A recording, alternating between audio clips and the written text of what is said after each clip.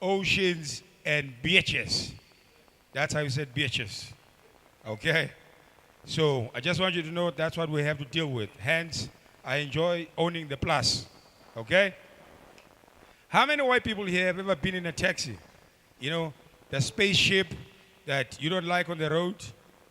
No? Come on, white people. We got to get a lot of you in a taxi. Also, we have a weird relationship with the taxi. When you are in the taxi, you love it.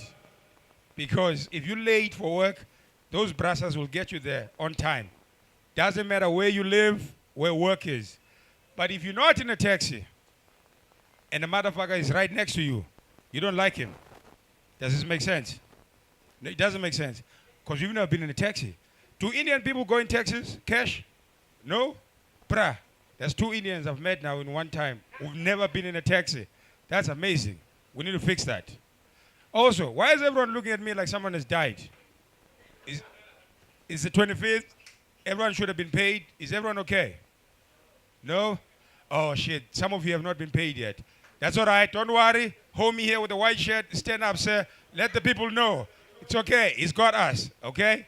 Make sense? All right. I'm going to love and leave you because I'm getting thirsty. Man, his shirt even says make a difference. So he's going to make a difference and buy beers for black people. That's what's happening tonight. Oh, shit. I thought it said make a difference. I apologize. See, that's why when I go to the bathroom, I don't check for toilet paper. So that's what happens to me. Do you know what I mean? But you, sir, are very good. Okay? All right. Thank you, Jerome. Has everyone met Jerome? There's Jerome at the back. Jerome, look at us. He's a one black bra I know who has a white hat. Do you get me? The amount of Vaseline you must have on your face when you take off your hat, imagine what that hat looks like on the inside. Huh? White people don't wear Vaseline, so they don't know. It's all right, guys. When you go like this and that dust comes off, that means you need more Vaseline in your life. Or more black people will come right. We help you with that. Okay? Make sense? Why are you smiling at me like that, bruh? Like, you're smiling way too much. I don't know what's going on. Is it a missing tooth? What's up?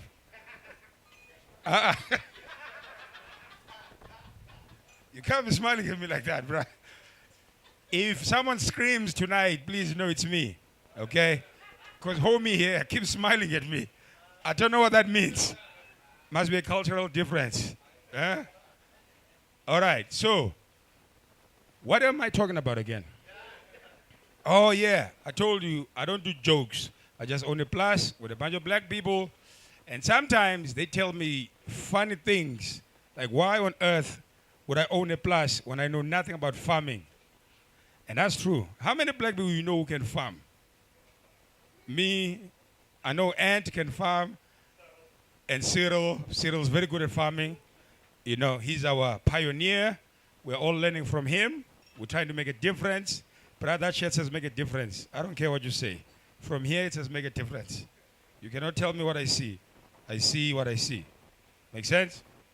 All right, guys and girls. Does anyone have any question about the worst thing on my toes so far? No? Come and tell your story. I took these 3 white girls to Kailija, but now I'm a poor tour guide, so I put them in a taxi. You check. Now, when they got in the taxi, they didn't realize there'll be other people in there.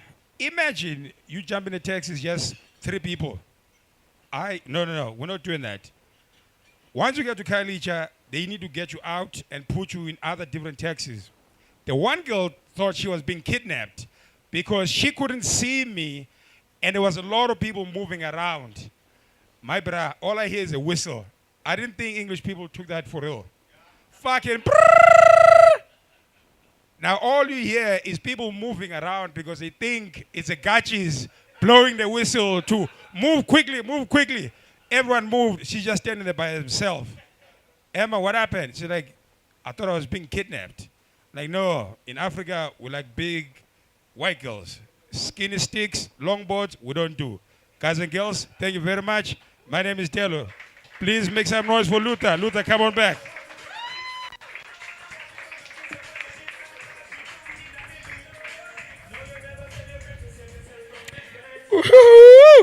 One more time for my brother Delo right there.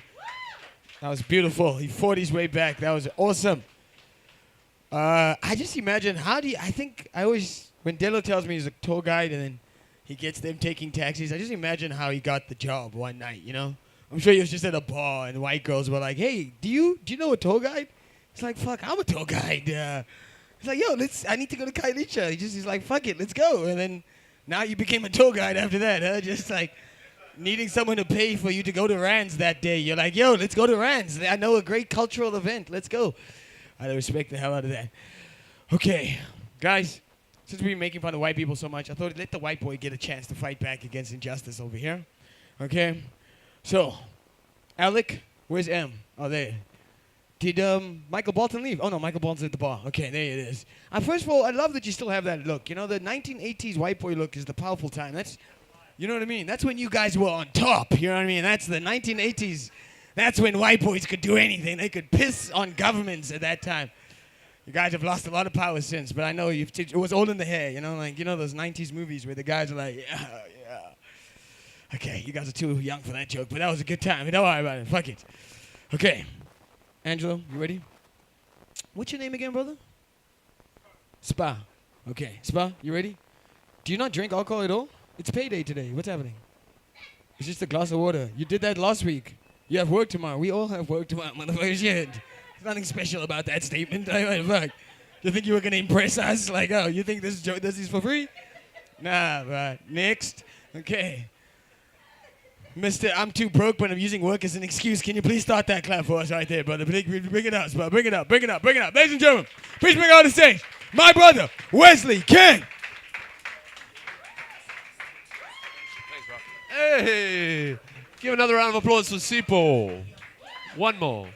Wow. Guys, give a round of applause for Sipho, man. Please. He's trying so hard. Sipho runs gigs literally everywhere. I don't know if you guys know this about him, but I saw him once at Checkers. I assumed he'd be shopping. He was running a lineup. He'll gig anywhere. Yeah, it's true. Anyways, all right. Well, there's nowhere to put my fucking. But that's true. We used to be on top in the 80s, weren't we? We were on top, and now I don't know, guys. Okay, anyway. Well, now I'm here. So what does that tell you? No, I love this place. Great to be back, guys. I've got some new thoughts that I'm going to tell you guys. Are you ready for that? Damn, bro. Okay. Well, so I recently realized that sport is the only reason. Fuck. Sport is a good excuse to hate people. You know what I mean? Like, sport's the only reason I can say, fuck, I hate Cameroon. You know? Because we played them and we lost, right? Like, I was at work the other day and I was like, fuck, I hate Zimbabweans. You know? And my boss was like, you can't say that. And I was like, easy, we played them on the weekend. And he was like, oh, my bad. To be fair, we didn't. I was just having a bad week.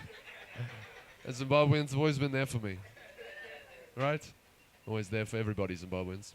But no, it's true. If ever you find yourself in a pickle where you've insulted a group of people and you're trying to get out of it, someone's confronting you, you know, they're saying, you know, did you really mean what you said about those Nigerians, you know?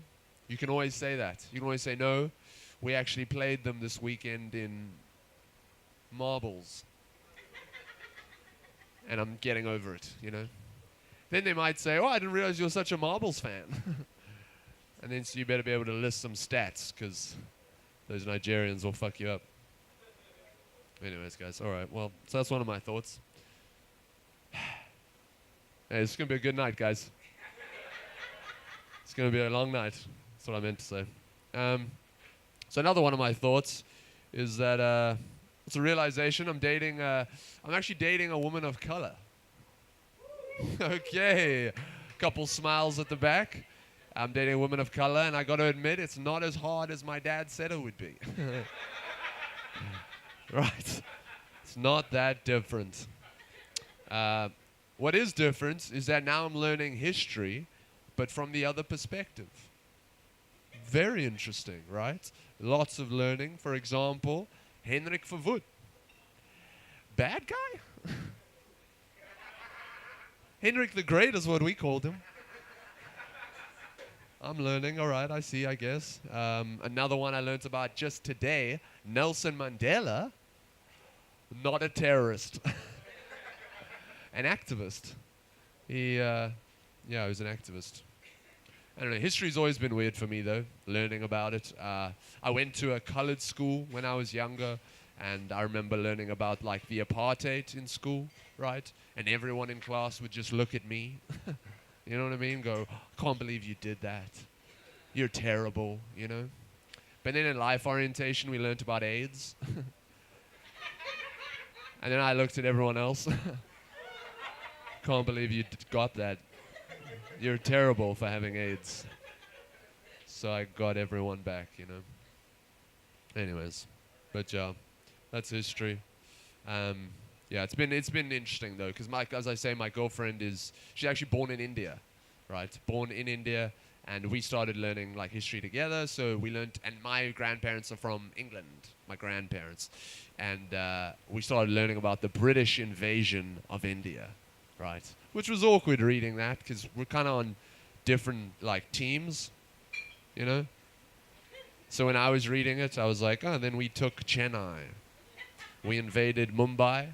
And she was like, oh, then we fled on boats, you know? And I was like, then they got away on boats, you know? It's kind of terrible. It was, it was a sad story for me. They escaped anyway. But yeah, she's from India. She's brown. That means our kids are going to be colored. That's right. I'm going to be afraid of my own kids. You realize that? They're going to ask me for money. I'm going to go, just take it. Leave me and your mom alone. Dude. That's so much better than what I said. Dude. Yeah, that's good, bro. But yeah, it's not all smooth sailing with my girlfriend.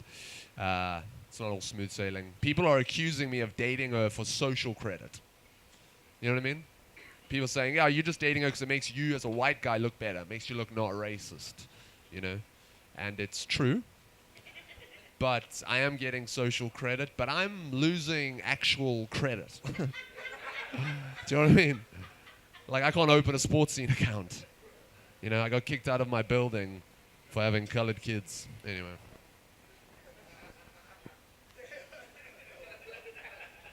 That was a bit of a stretch, I guess. But yeah. Her grandparents, I was talking the other day to her grandparents, and they don't approve of me, you know? Which is awkward, right? They called all the way from India to say, I don't think you should be dating this white guy. I think he's got a bad omen. Now, they've never met me, right? So it came out that the reason they don't approve of me is because I'm white. Can you believe it, you know? And I was confused as well, because in India, the lighter your skin tone, the higher like class you are. So I was like, well, I should be the highest class, you know? Because, anyways, anyways, but that's India, guys. I don't agree with it. I'm just saying, because it is the case, I should, anyways. But yeah, but it was tough. It was tough to experience that. That was my first time, because they said, and then I got on a call with them and they said, yeah, we don't think you should be dating our granddaughter, right? And that was tough to hear, because it's like, I don't know, it's racism, right? To your face. And that was my first time ever experiencing, like, being on the receiving end, you know? Generally, I'm the one, no. But, no. But it was tough. It was tough. It made me realize that racism it's not cool, guys. It's not, it's all hokey pokey until it really triggers a nerve, you know? Racism has no place in this country.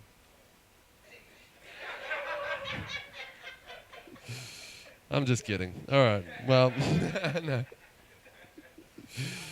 Yeah, it really doesn't. Guys, sorry, I ripped this page in half and now I'm missing half the lines, so I really don't know what I'm reading here. But anyways, but it was tough. It was tough. It was tough to experience it. Experience racism made me realize it's really not a good thing. And now that we're even, I just wanted to say that no more white devil. All right, I'm right with you guys. I am right with you. It's not fun. Okay. Well, I've got one more thought for you guys. I've got one more thought. Something I don't like about racism is it makes it very difficult to tune someone if it is their stereotype. Do you know what I mean? Like, if I was at work as a black guy, I would steal everything. Because what are you going to do? You're going to tune me. Is it because I'm black? Boom, he's fired. Immediately, right? Yeah, that's all I got on that. Okay.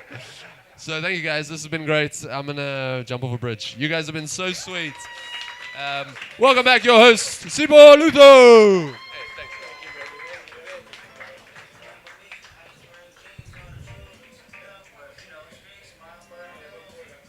Woo! One more time for our brother Wesley King right there, guys.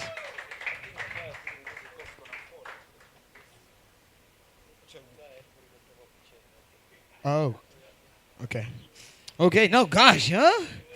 Look at that.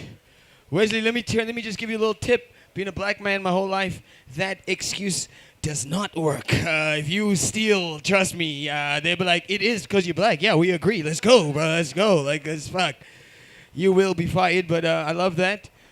That was awesome. I like his whole in India, apparently light skin gives you more privilege, as if that isn't the case everywhere in this fucking planet. But I like how he separated it for the Indians, you know. But that's all good. Us black people need to stick together here. Has anyone ever dated an Indian before that isn't Indian? Yeah, you have. Yeah, you have. Because she was like, fuck you to the parents, and then she brought your ass home. Was that situation? Because they'll be mad bringing home a white boy, maybe. But they definitely going to be mad if they bring you home. They'll take you back 100 years for the Indians. Are you Indian, my lady? Yes. From Durban. But they always assume you're Indian, right? All the time? Of course. Standard. And have you brought home a white or a black guy yet? Both? Same time or separately? Shout out to my girl. Was it like one after the other? Like you brought the white boy for breakfast because he wakes up on time, and then for the bride later on, you brought your Negro for fun times. Was that the situation? Separately. Okay, nice. And what was the interaction? I always wondered. Like, did you bring out the good plates when the white boy came over, and then it was paper plates when the Negro came over?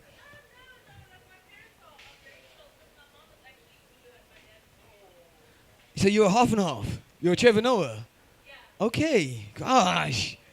I would never, ever, ever have guessed that there's Negro pumping out of you right there. I won't lie to you, but that's awesome. And where did your parents meet? Oh. So he was like, no, I see you having a tough time in class, CC. Come we got some extra credit points for you. Come here. Okay. Yo, the Zulu man, huh? He's Greek. She's... Hi, bro. I can't wait to meet your family. Okay, this is going to be fun. Sorry, Liam. She's taken. He's not here for that. Don't worry. I'm going to make that awkward later on when he goes on stage. Okay. You guys ready for our next act this evening? Yeah? You guys ready to keep it moving? That hurt a lot. That stung. That was painful in every sense of the word. Now, I'm just going to try it one more time. Let's pretend like that first part didn't happen. Okay. Ganesh, help me out here, brother. Come on now. You guys ready for our next act this evening? Let me feel you guys. You guys ready for it? Yeah, keep that going. Ladies and gentlemen, please give it up for Yvonne, the Navigator. Dating Indian women since 1995. So namaste, peace be upon you, peace be upon you. How's everybody doing, man? Yeah, let's give it up for Sipho Luther. Give him a round of applause. Don't be nice. Come on. That's absolutely free. Lovely stuff. You know, I never thought I'd have a normal job. You know what I'm saying? In fact, who used to watch these shows in North America whenever they talk about, I got 3 jobs? I'm like, are you just me, bro? You're lying. Where do you work? Like, when do you have time to sleep? I currently have 3 jobs. I don't have a social life. I literally checked my bank balance now 3 times. Joke's on me. There are FNB, I'm Netbank. That's 48 hours. I don't know why I do it. It's just like for torture and fun at this point, you know. Never believed it, you know. I work Monday to Saturday from 10 to 6. Go home. I'm too tired to even text goodbye. You know, I don't even break up with people. I just disappear into the distance on one tick. Usually it's a double blue tick. But yeah, let me introduce myself. Yes, my name is Ivan George dos Sancho André. And I'd like to begin by saying that I always manage to get through the interview with a name like that. You know, they see it on paper. They're like, you know, as soon as I get to the interview, like, Ivan Andre. I pull out through the side. I'm like, yo, what's up? They're like, Ivan.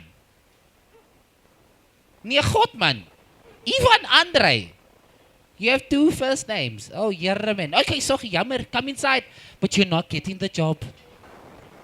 Every single time. I live in an area called Maitland, and then to many Cape Townians, that's general access. And that's the first place that I fall victim to cybersecurity crime. So I did my washing, as per usual, went to work. I came back. When I spoke, I was like, yo, guys, where's my clothes? Sent a message on the WhatsApp group. I was like, guys, where's my clothes? They replied on the message, said still typing. You've just been a victim of online shopping. Ha, ha, ha. I was like, yo, dwus. As it was an unfortunate thing. Something I've noticed about Cape Town is that everything costs 150. You know, leaving your house, 150. 2 beers, 150. Getting 1 pizza, 150. Getting a haircut, minimum 150. One day I was standing with my friend. Now, you know your friends that are receding. You know friends who start getting that balding patch. I don't know why they go into the barber. Just get a fucking fedora. You know, get one of those Peaky Blinder hats, you know, but you look great. That's the thing. You should do a Gillette ad. So, yes. So my main thing is that everything costs 150. One day, I literally chilled with my friend. He was getting a haircut. And there's this irritating thing people do in Cape Town. You know, if you're a black person or a white person who likes to get trimmed by black people, have you ever noticed that they take longer than 30 minutes to cut your hair? Like longer. I'm talking about they trim an edge and then they start scratching you. You know when the guy's like,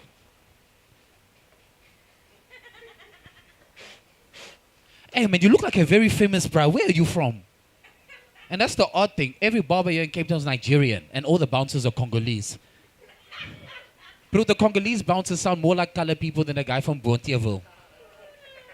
My man, full name, Victor Onyongo Nyobaiza. My brother, how are you, bro? Confusion. Started getting to Cape Town more often, and I did a very common thing people do in Cape Town. At 6 a.m., I was jogging, running from my problems. As I'm running, of course, people say Cape Town is one of the friendliest places in the world, and that's true. In fact, tourism and hospitality is one of the biggest incomes. But try to ask one lady after 5, after her shift, where she can find, or where you can find the waterfront. She'll look like, look at my face, do I look like I'm working? Doesn't say on duty, are you just? But anyway, back to me jogging. So I'm jogging, all of a sudden I see this taxi pass by, looks me dead in the eyes, like, my brother, where you going? I'm going for a jog. But then he stopped me again. He's like, my brother, but where are you going? I say, I'm going to the robot. He says, come, I'll take you there. I was like, oh my God, this is the kindness in Cape Town they've been talking about. Now, the thing about quantums in Cape Town is that it's always so special. In Joburg, if you jump into a quantum, it could be 16, 18 seaters max.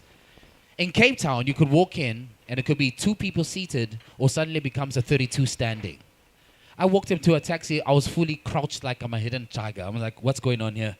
Some guy said to me, can you pass me the ashtray there? I was like, where's the ashtray? The driver passes there. It's a McDonald's cup. I was like, at least they're recycling. Then I left, and of course, I never saw the signs at the beginning because he pulled me to the side. And then one day I walked out and I heard the calls of Cape Town. Pelver! Seapoint! Retreat! At that point, I should have retreated, but I didn't. And I got back into the taxi, and when I thought I could get away from it, he said, my brother, don't worry, I'll go for you. Where are you going? I said, I'm going to town, but I need to go to the ATM. Don't worry, just give me the bank card and the PIN. I was like, you're lying, my brother. I have to go to ShopRite. He was like, don't worry, I'll wait in the line. Now, if you combine a ShopRite line with a Capitec line, my brother, you look like you're going to the 94 elections. That motherfucker is long. Long. This brother came straight to me. He's like, hey, my brother, listen, they didn't have score, ne? But I got you candy floss. Here you go. Here's the pin as well. Come make space for me so I can get on top. He moved inside. Now, I've been working on some recent jokes, and I'll leave you guys with this. You know, I can see y'all almost lamming here, my bro. Me, I want to go see if my money clocked in yet. It's real. But yeah, I created one recent joke I wrote down right now. It's very easy. And it's a kind of a Q&A. So how can you tell, what's the difference between a cokehead and a normal person? Close, but not close enough. A normal person will spend that dollar bill. A cokehead will keep it as an applicable nozzle. What's the difference between a normal person and a meth head? Or in Cape Town, a tukkop. A normal person will be watching the show. A meth head will be washing and cleaning up. He'll be like, wait, can I sweep here? Come on, you gonna get it here? You want it here? I'm good. What's the difference between a normal person and a stoner? A normal person will still try to get the punchline. A stoner will be like, oh, I get it. Now I'll close this off. This is the last one. What's the difference between a normal person and a person who does nyaupe? Well, first off, a normal person would never touch nyaupe. And a nyaupe person...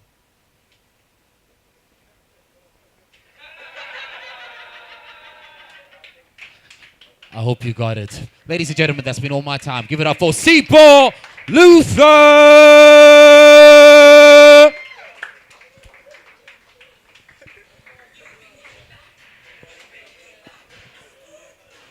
Woo! One more time for Ivan the Navigator right there.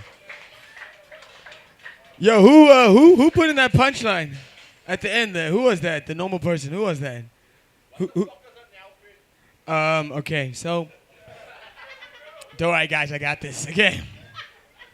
So you know how in Cape Town, tuk is generally a colored person thing?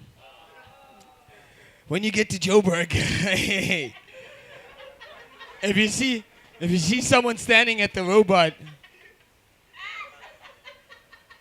and still asking for cash at the same time, just know that nigga's on your pay right there.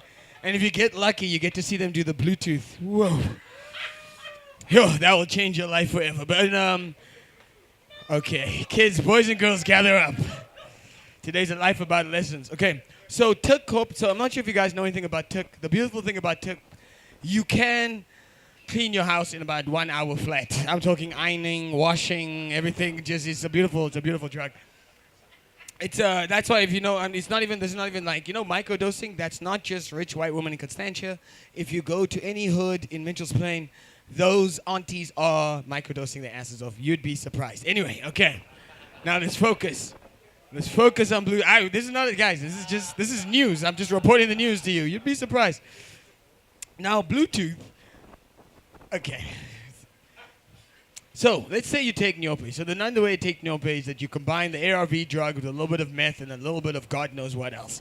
And then they take that thing, they boil it up, and then they'll syringe it into this arm right over here, right?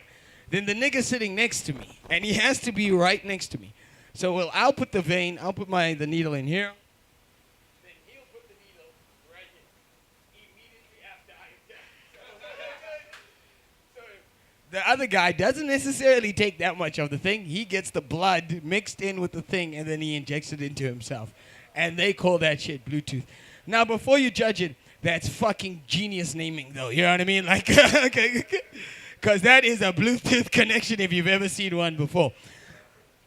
On a separate note, please don't do drugs, kids. I think like just do the safe ones, like the ones that the white boys did when they were conquering Africa. Your cocaines, you know what I mean. Just do the stuff that you know what I mean, like just the regular stuff, the stuff that was distributed at Epstein Island. I think those stuff is good for. Those are conducive to continue your daily life. I think with us black guys, we go a little too far sometimes. Like who the fuck wants to drink lean? Who in their right mind says, hey, I want overdose on cough syrup? Like just saying. I'm not knocking us black people. I'm just saying white boys are even doing a better job with the drugs they take. You know what I mean? Like I'm just saying, shout out to Ritalin. Okay, you guys ready for the next one? This guy's going to be fun, actually. To everyone who likes to talk about dog shit in here, this one, he's the lighthearted. He's the heart of the whole community. I do have a very, very good Jew joke that I'm working on. I just wanted to check how many Jews were in the room, but I can tell there's no one here, so we're good to go. Okay. My Arab brother, you still owe me a beer. I'm cashing in.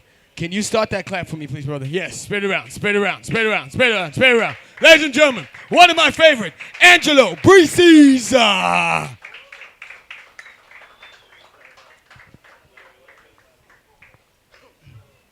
Away, ayers and cookies. Away, away. So I was requested this, right? I was requested by the host to do this. So I have the ability to make beats with my teeth. And I'm seeing there's a lot of black people and a few gay guys. I think, okay, I'll do a Beyonce beat with my teeth. Can you lose my breath? Right? So for those who don't know, Beyonce, Can You Lose My Breath? It's like, baby boy, can you lose my breath? Can you give up? Baby boy, can you give my breath? Anyways, here we go.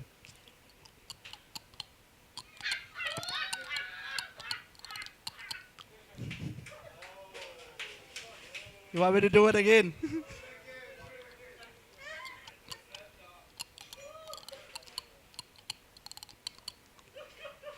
On that note, I actually went to go and research why colored people actually extract their teeth. The first thing Google popped up was like, it's believed that the colored people think that it is helpful for oral sex. That's called the passion gap. Guys, so you know what now? One thing about me, I love South Africa. I love everything about South Africa. I love our different cultures. I like to learn new things. And something that I've recently learned, or the culture that I'm recently heavily invested in learning about, is the Xhosa culture, right? And what I've learned is that they have different clans and with different meanings. And the one that that they have is also the Snake clan. I'm not sure what is the name. It's the Xhosa name of the Snake clan, and it's believed that if they see a snake, they mustn't harm the snake. The snake is only there to greet you, right? Now I don't know about you. I've seen black people whenever they see a snake, they run. Yeah. So like I said, I've been learning a lot about Xhosa culture and stuff. So now I'm by my best place, like Seattle, and I'm friendly with this Xhosa ladies. And one day the lady says like to the other lady, hey, I need authorization. Can you give me a finger? And then I'm like, do you have all your fingers? And she's like, hi, man. I'm like, no, look, what I heard is that some Xhosa clans cut their fingers. That's why that's why I asked that. And then I asked her, now what about the clan that has the marks in the face? And she's like, look, that is a mix between Zulu and Xhosa. And then I'm like, okay, now why did they cut? To get the Zulu spirits out. Anyways, guys. So I've got two kids, right? Two kids, one too many. I just wanted to have one child because I didn't want my children to fight over my house, man. It's very common in the colored community, right? And when I got the second child, I was down and out because I honestly just wanted one child, and I only got a child when I was 32, right? So when I was younger, my pull-up game was very strong. I used to call myself Mr. Cremora. because I don't come inside, I come on top.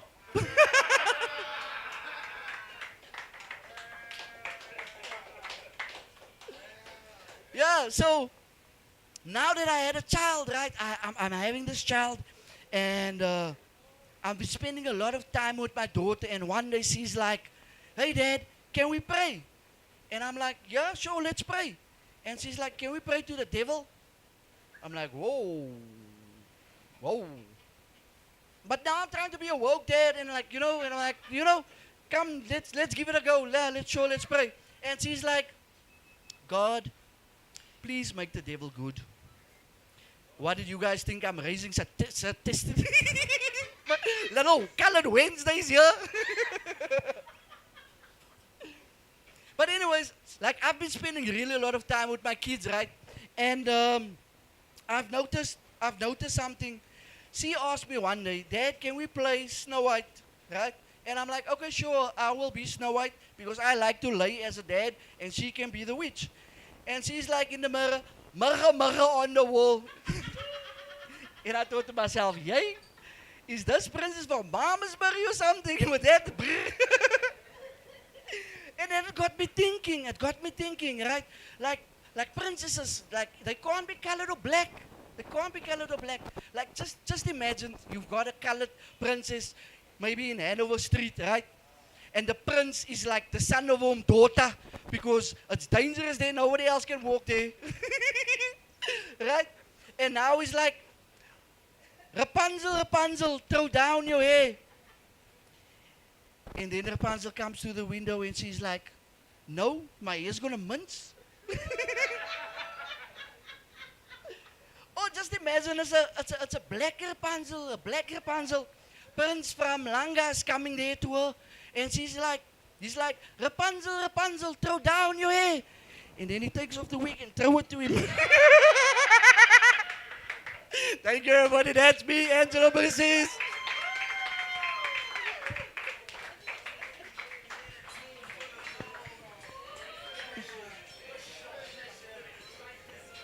Edward. Yo, one more time for Angelo Brices, baby. Give him some energy. Fuck. Fucking love it. You know what I love about that joke? We can't really be offended by that joke. You know what I mean? Because that's exactly what would go down if Rapunzel came over to visit the hood. Like, you know what I mean? Like, okay. Would you throw down your hair? There we are. Like, okay. Does that work for the ladies? Do they still love playing with the hair? You know, my man. Okay, give us some tips over here. What's happening over here? Do you date a black woman and like, look, if you stay with me for 6 months, I'll give you this shit? Is that how? Okay. Good fucking joke. I don't care what you say. That's good stuff. It's okay. That was for you, sister. Don't worry about it. For everyone that was offended, good luck. It's gonna be a long night. Okay. I have so many comedians. You won't see much of me right now, but we're going to keep moving. Don't worry, your boo is going to go on stage. We're going to give it some more time. And I am going to make it extremely awkward for him before it starts and for you, so good luck for that one.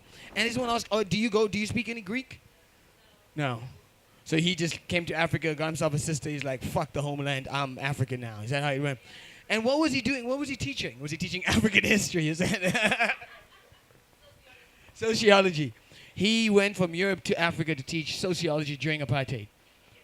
That is what you call a winning plan right there, guys. That is the plan right there. Gosh. Come through, sit down, don't worry. There's no seats, but you'll figure it out. Okay. Guys, this next brother coming through he's ready to go to war. He's ready to redeem himself, actually. I'm going to make it even tougher for him. He's ready to redeem himself. He came up here once, and he knows. I had to ice him for a while. He knows what happened. He touched my balls. I'm just joking. I'm just joking. Just you guys are looking at me like I owe you money. Fuck, it's the 25th. Why is everyone looking at me like that? Jesus. Smile a little bit. It's the only time you're going to have money for the rest of the month. Enjoy it, bro. Fuck. Your debit bills are only coming through tomorrow, the 26th, 8 a.m. Relax, guys. Relax. Breathe. Okay. Soko, can you start that clap for me, brother? Yes, spread it around. Ladies and gentlemen, please bring it up for my white boy, Josh. Give him some energy, baby. Oh wait, how's it going, guys? I'm not gonna lie, I appreciate the music. That's exactly my vibe. I had a shit day today, I'm not going to lie. I woke up this morning, look at my phone, just, casual shit. Saw some fucking bombing, Palestine, kids flown all over the place. Like, this is fucking horrible, but they're highlighting it. I don't know what the fuck to do. I was like, I don't know, man. I thought that was kind of relatable. I normally get like a bigger round of applause in the C point. They're like, yeah, that's my boy. That's my fucking boy. Let's fucking go. Yeah, man. It's tough out here, man. I follow the news a lot. I really appreciate it. I follow the news a lot, man. I had a shit day. I was at the budget today. I work in the news. I've been looking for a better life, and then I found out that's in Langa. When I found better life in Langa, man, there was like 7 bodies over there. Shit, bro. Shit, not what I wanted, man. Anyway, man. I've been single a lot with my thing. I've been single so long, I don't understand it anymore. I don't understand the fucking goal. Some people are like, I want to get married, man. I want my partner to be connected with me. I want to be related. Like, you want to fuck your relative, bro? What? Like your brother, your sister, your stepsister.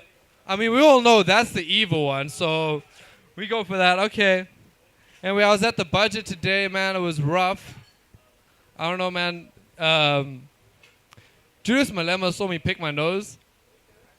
That was... Because I thought I was really sneaky. I, like, hid behind my camera.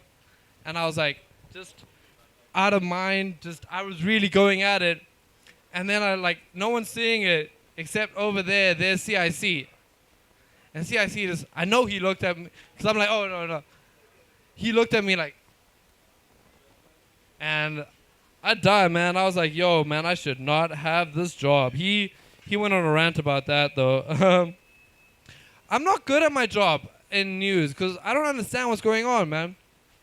Cyril Ramaphosa was like, yo, we're gonna send in the army to the Cape Flats. I get that. But he goes, and Joburg. Now, what the fuck's going on in Joburg, dude? I thought Bryanston was pretty nice, but he's like apparently he's like, I'm gonna send it to Cape Flats and Joburg. My man, I'm loving you so much. You're the only person laughing. I thank you so much. Yo, guys, I'm struggling at the moment. I got a lot of medical debt. And medical debt's tough because, like, most of the time they can't, like, break your bones again. But I owe medical debt for a psychologist. And they called me up, and she called me a bitch. And she's like, you can't handle your fucking shit. Get your life together, motherfucker. I thought you were trying to improve yourself. And yeah, I kind of undid all that work. I was like, yeah, well, now I need to fucking pay you guys even more. I hate my psychologist, man. Because I get given some good medicine. It's basically Turk. But it's like government registered Turk. So I have to spend 700 Rand to her to get the prescription every month. Then pay the other guys 800 Rand just to get my shit. And I'm like, yo, that's a fucked up thing. Because if I were to go to a drug dealer, they're just going to be rude to me. I pay $700. I'm sorted for like 7 weeks. I don't know.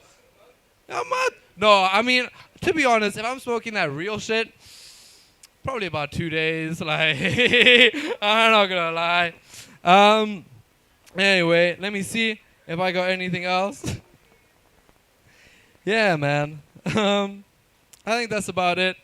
Thank you very much. I appreciate you so much. You specifically. And you, my back corner people, thank you very much. Love you lots. Thank you. Yeah, one more time for Josh, guys. One more time for Josh. You know, when we talk about white privilege, we forget that saying that I want to fuck your family is the highest level of white privilege I think you could possibly say. Because if I stood on stage and said I want to fuck my stepsister, you guys would give, you know what I mean? Like, you give me a look like, hey, let's talk outside for a second. Yeah, exactly. You see? But that white boy said it with pride, and the white boys in the back were like, yeah. Hey, yeah, take porn too far sometimes. Yeah, you know what I mean? Like, anyway, that's for the Negroes. My lovely couple, what are you guys doing back there? Come closer. Look, I saved you guys seats. You know I did this for you guys. It's fine. Don't worry. I get that. Don't worry. We're not doing hot right now. There's a couple of us are making it. I've bombed a few times. Don't worry. I wasn't going to be able to roast you at all. In fact, you see Michael Bolton next to you? He's been funnier than me the whole night. The whole fucking night. Let me tell you. Okay. But we are going to keep moving. Sister, why are you sitting at the...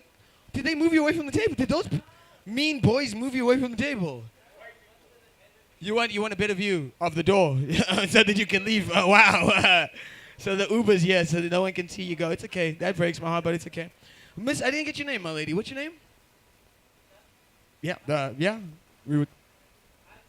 Andiwe. Aviwe. Aviwe, have you met my friends Masha, X? No. They have wine if you... They're paid. I know, I'm still waiting for my SMS. I'm like, Ivan, I'm using Discovery because I owe Capitec money and then I bounced. Then I owed Standard Bank money and then I bounced. Then I owed My City money too because I put my money on the My City bus card. Then I started leveraging that for loans and then I bounced. So it's Discovery for now because they didn't ask me for credit history. They just asked for my ID. I'm like, yeah, you are. You're good. So I don't pick up any 011, any 031 numbers. If I don't know your number, if you haven't saved me, good luck. I ain't picking up for shit. I'm waiting for that 7 years rule to go by so they can collapse some of that credit. So I won't be traveling to any international countries for a while, but it's all good. I live with my debts with pride. Okay, I've traveled before. Fuck it. Okay. For everyone that didn't laugh at that, I'm so sorry that your parents did a good job in life. Okay,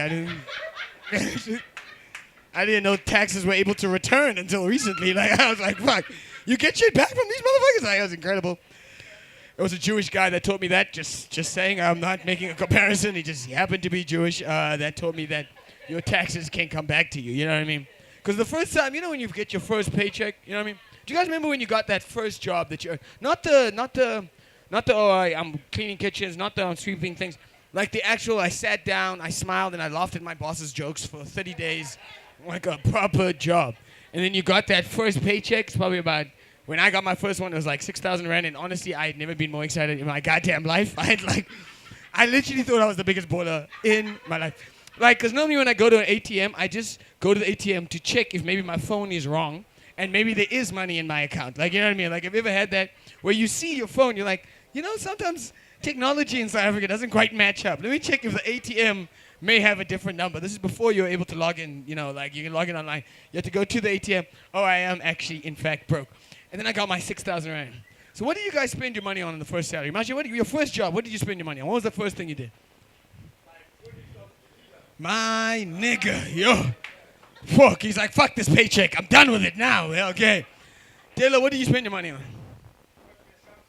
You put your sound system because you black like that. I love it. Alec, what did you spend your money on, brother? Brews, weed, and coke. Oh, stick to tradition. I like that, brother. Yeah, why not? My lady, Aviwe. My lady, what did you spend your first salary on? You can't remember because you were spending his money that month. You didn't, so you were good. Actually, you saved your first month. That's what I love about ladies. Ganesh, what did you spend your money on, my brother? You put it straight into the investment plan that your father set up for you. You put it away immediately. And then your dad was like, what paycheck, nigga? Get to work. Fuck, dog. That money's gone. Okay. My brother, what did you spend your first money on? T? School shoes. That's the... Aww. Fuck over that answer, by the way. Oh, no. We wanted some real answers over here. Look, everyone here there's dudes in the room and all the women are taken, so I don't know where that answer came from, okay? Like, practicing too much. It's like niggas are like, yeah, on the weekend I clean the streets. I rescue dogs in my free time. Get out of my face with that shit. Okay. The first thing I did was I bought OTs. I bought a full box of OTs because I was sick because I had oatmeal and fucking Ponutro and Movite my whole fucking life, okay? And I'm not sure if you guys ever had cold Movite before, but fuck me, does it change your life forever, okay? Like, I had Movite my whole life, so I bought a box of OTs, and I finished that whole thing. by myself without my mom saying, who's going to buy another one? Thank you, guys. But now I owe so many people money, so my life is going backwards at a drastic rate. But okay, you guys ready to listen to someone that gave his parents when he gave the shoes to his that one nigga over there? You guys ready to listen to Good Guy Joe over here? You guys ready for that? My nigga DB, start that clap for me, King. Please, spread it around, spread it around, spread it around. Ladies and gentlemen, please bring it up for our good guy right over here. Give it up for Tariqa.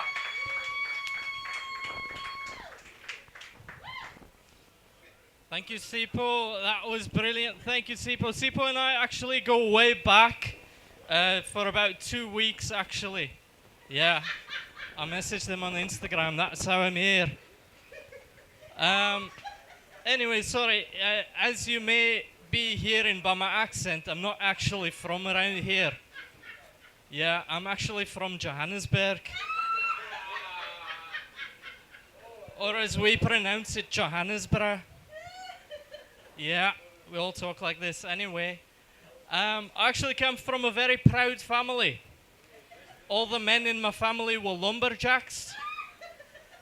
All the women in my family were feminists. And they both came together because they're equally good at making wood drop.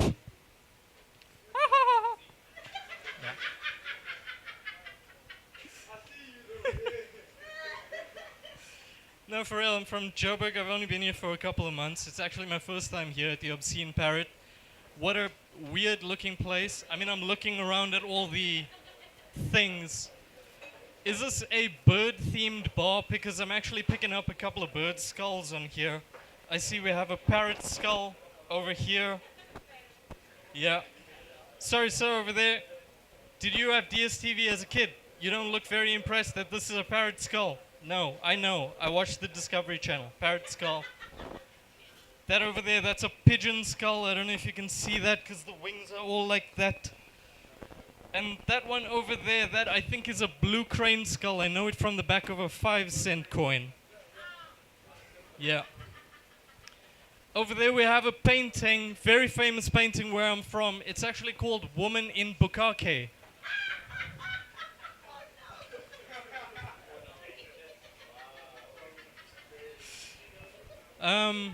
Over there, I'm not sure if you guys can see that. It reminds me of another feminist joke.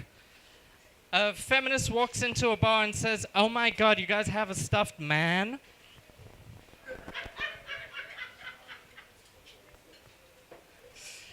There's a lot of animals here, like over there, for example, there is a cat. Have you guys ever heard a cat doing an impression of Owen Wilson? Wow.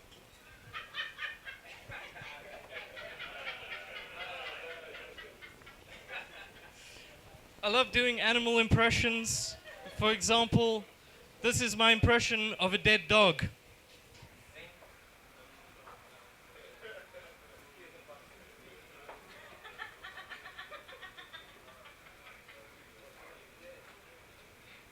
That was my impression of a dead dog.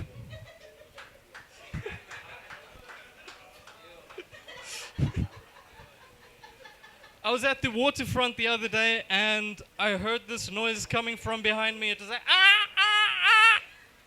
And I was like, oh wow, the special school is on excursion again.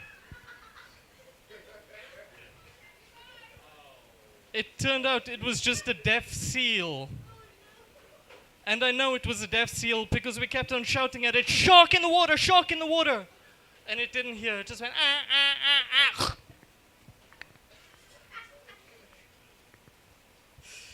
Speaking of the waterfront, again, I've only been here a couple of months. I heard that there is a very high-end whorehouse in the waterfront. Have you heard about that, Sipho?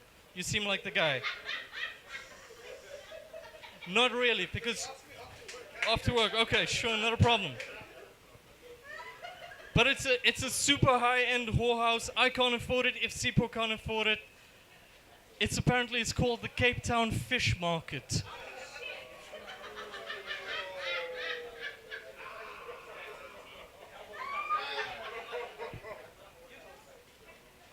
For those of you guys who haven't heard of it, you obviously can't afford it. So over there, I'm looking at you.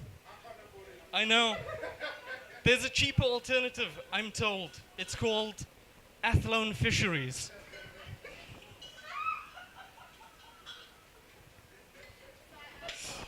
Last one before I go. I was told that Cape Town's pretty wild, especially the women here are actually pretty wild, and I should not be messing around.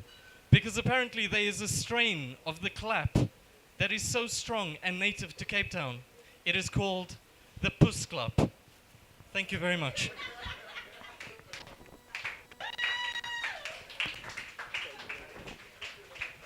Yeah. One more time for Tariq over here.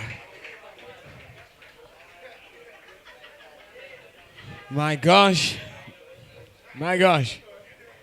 So when Tariq asked about the whole house, how come you guys went quiet? Is there a reason you guys all of a sudden have never heard the words whore and house next to each other? So let's ask, who's been to a whole house before? Everyone raise your hand, one at a time. Okay, that's a one. We got a couple half raises over here, a couple people that want to talk about it.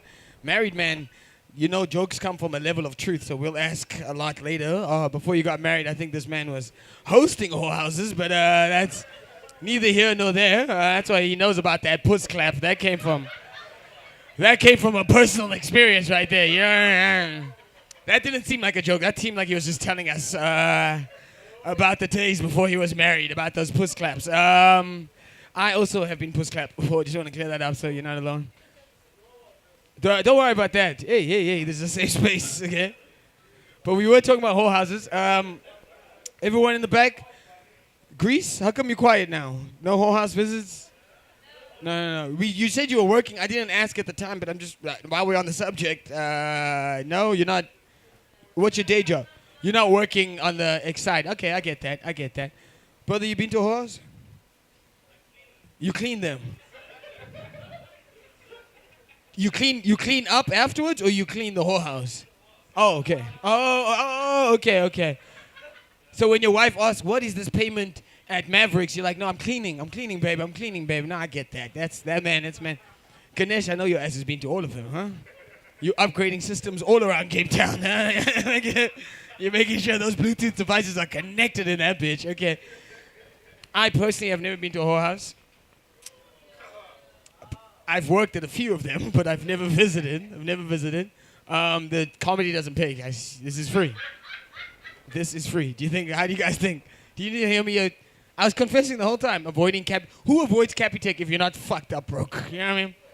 So how else am I going to get paid under the books besides working at whorehouses? Okay, so I don't want any judgment right now. But speaking about whorehouses, we have our first female comedian.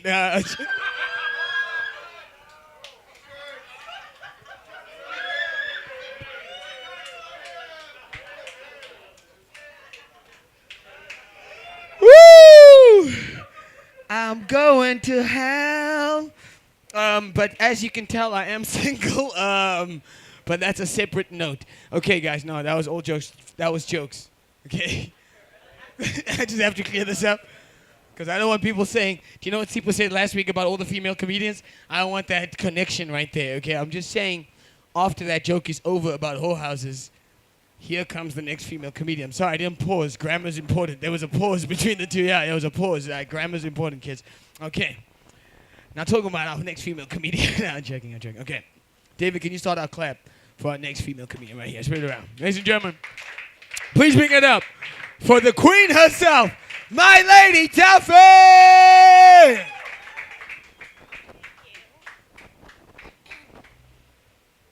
Hi, guys. My name is Taffy. My full name is Tafadzwa Mukono Weshuro. I identify as Blasian because I have a Japanese surname, Mukono Weshuro. It's actually Shona from Zimbabwe. That's where I went to high school. It's a Catholic high school that was run by German nuns. So Tafadzwa means we are now pleased, but my mother has never been pleased with me. 33 years later, she's still losing that gamble. You know, it was not a blessing when she named me. It was like a threat, like, prove it, make me happy. So I'm still failing. So to outsource discipline, because I was always stealing the neighbor's fruits, I have so many scars on my body. I ate a lot, but I never gained weight. And my mom used to tell me that I've got a hole under my chin, and I used to believe her. Anyway,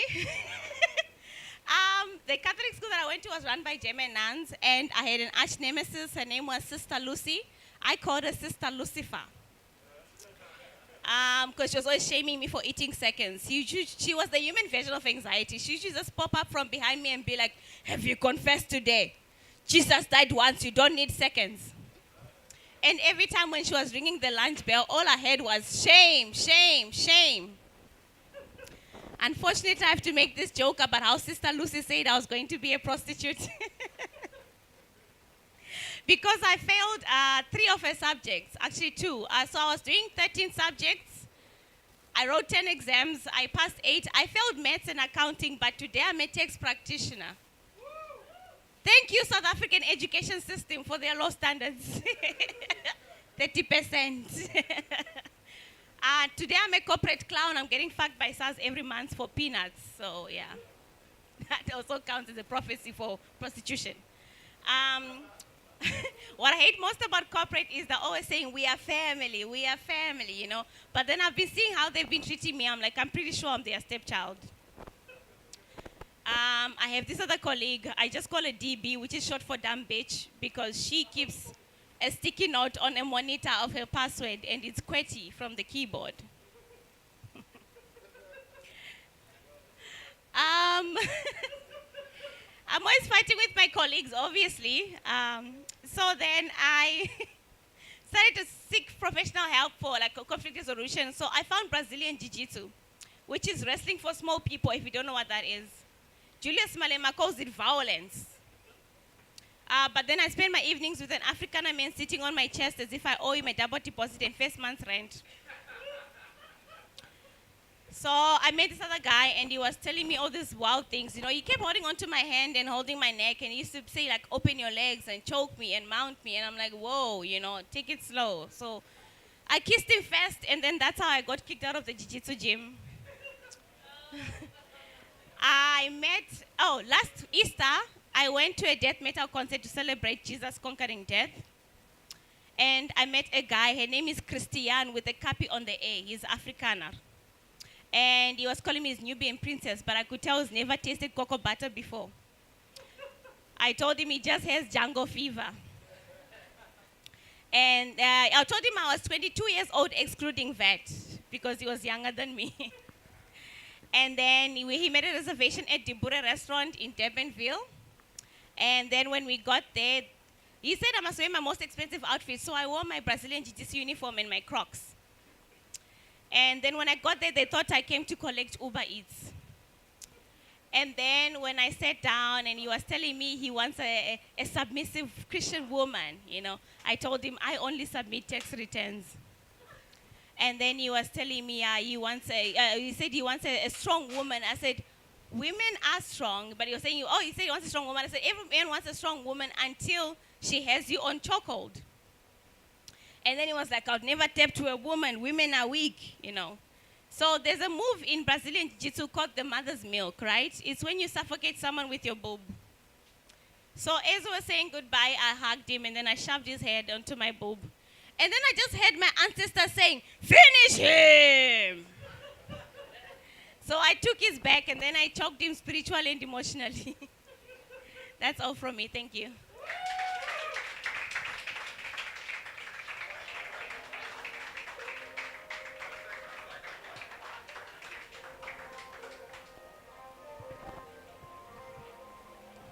Yeah, one more time for our Lady Taffy, guys. Thank you. Okay, how you doing, ladies? Good to have you guys here. If you guys need drinks, he's buying for everyone, so I think he'll buy. You said you were buying for everyone. You can reduce the numbers and just buy for 2 right over here. What are you drinking, my lady, Savannah? You're good. Yo, wow. My name is Sipho. Nice to meet you. Just want to clear a couple things up. You don't drink at all. You gotta get my number after this. And then, sister, you want anything to drink? You sure? Times have changed since I have grown up, huh? Yo, the I'm a 2000s a different breed, bro. Yo, I was dating 90s girls. They were like, you know what? I wasn't planning on drinking, but since you're offering, fucking hoy, my nigga, I'd like a bucket. Is ice paste still a thing? God, ice paste used to give me nightmares, bro. Yo.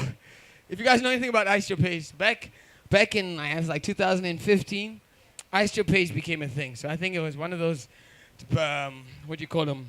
Socialites, socialibs, what do you call those things? Influencers. One of the influencers said that ice paste was the thing that ladies should drink. Now, ice paste, if you go to a store, if you went to the store, this is back in the day, I'm not sure the price now. I'm single, I don't buy women drinks anymore, so I'm not sure what the prices of pink drinks are anymore. I know our black label prices. Used to go to the store, an ice paste 6-pack was 150 rand. Inside the club, every single ice paste was minimum 100 rand. Now, here's the kicker. The liquor inside an ice paste is 3.5%. So you had to buy 100 rand for a fucking lemonade, essentially, dog. And she wants 6 of these motherfuckers. So normally, I'm not saying this, lady, sometimes we like to get you a little tipsy before we negotiate if you want to come home with us. This is one of the strategies that we use, especially if I don't know you like that. I'm going to see if I can get some. Because back in the day, Savannah's used to work. 1 6-pack of Savannah's, you're good. You can negotiate with her the whole night. 6-pack of fucking Storms, my gosh, you're better than good, dog. Yeah, she is. Yeah, where we dating tonight, yeah?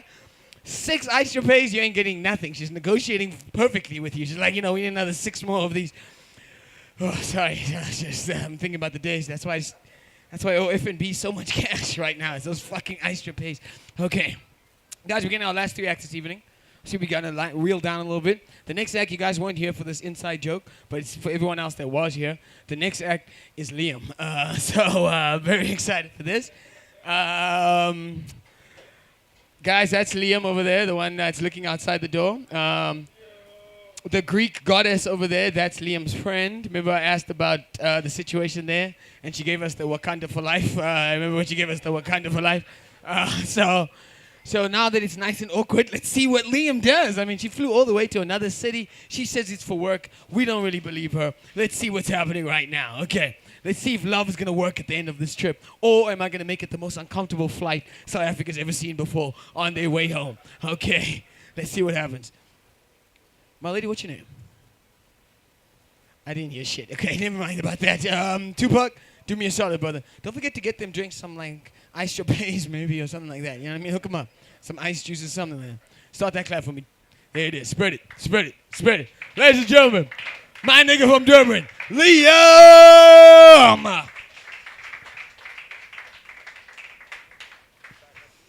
Hello, how you guys doing? You guys enjoying your night so far? Oh yeah, yes, I am from Durban. I guess I have to address the elephant in the room. Yes, that is my friend, the Greek goddess. And also, here's my revenge, because she rejected me when we were in grade 8, and I brought her to this gig. Who has the last laugh now? Yeah. But yes, I'm from Durban. Please don't hold that against me. It does feel nice to be doing comedy here in Europe.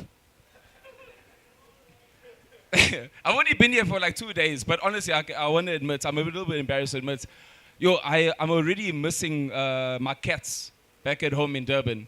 Do you guys have pets back at home? You guys have pets? Like dogs or cats? Or for the white people, they're back, a hamster, a turtle, an eagle, a kangaroo. But white people will domesticate anything. It's actually very impressive. They'll make a pet out of anything. Those colonial instincts run deep. They'll put a leash. If you think about it, white people, they'll domesticate anything, make a pet out of anything. They'll put a leash on anything, including their kids. Have you guys seen that before? Have you been to a mall where you see white people with their kids with a leash? And then the kid starts acting all wrong. They're like, hey, come back here. Come back here, Bartholomew. I don't know what white people name their kids, but that's what I assume. But yes, also I just want to address it. Yes, I have a lot of tattoos. Thing is, the reason I have so many tattoos is that I get a new tattoo for every new relationship I get into. So as you can tell, I am the problem. Don't know what I keep doing wrong. I think all my issues started when I was in pre-primary school. I remember when I was in pre-primary school, my school had to call my mother in because of how good I was at playing kiss and catches. You guys play kiss and catches growing up? All right, you guys play kiss and catches? Of course, the white people at the back were playing kiss and catches. God damn, you guys know nothing about consent. Anyway, so for those of you who don't know kiss and catches, you guys play tag. You play tag, you know, you run around, you tag it. So kiss and catches is just like tag, except with tongue. It's sexual assault tag. I wish I was joking, but you know, our principal was P. Diddy. I don't know what. It was part of the curriculum. We had first teams and second teams and third teams. But honestly, like, I'm embarrassed that I play kiss and catches. But honestly, my first time ever playing kiss and catches, kid you not, my first time ever playing kiss and catches when I was in primary school. It was only by the time I kissed my third boy. Just hear me out. It was only by the time I chased, caught, and kissed my third boy, yeah, that the other boys, the fast ones, the ones I couldn't catch, the ones that zigzagged, which I still feel like cheating, by the way, they called timeout. They were like, whoa, wait. Liam, think you got something wrong here. The boys are supposed to chase the girls. And that's how I found out I was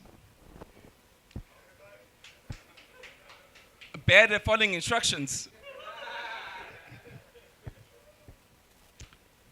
What the fuck are you guys thinking about? No, okay, listen. Finding out you're gay is fine.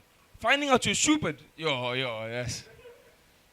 Because only one of those things can be cured. Depending on your beliefs. I'm gonna let you guys figure that out. Anyway, it got worse in my childhood. My crimes got worse. Did you guys have Heelys growing up? Heelys or wheelies, depending on your budget? The knockoffs? Yeah, you know, yeah. So you guys know Heelys. I know that I saw online they're making a comeback. Heelys. Like, you know those sneakers with wheels that pop out by your heel? Bro, if you had those growing up, you were just fucking skating through puberty. I know when I had Heelys growing up, I used to do drive-by flirting with my Heelys. Yeah, unintentionally. I just didn't know how to stop. I remember one time I was chilling at the mall with my boys, and I saw this cute girl standing by herself, looking down at her phone.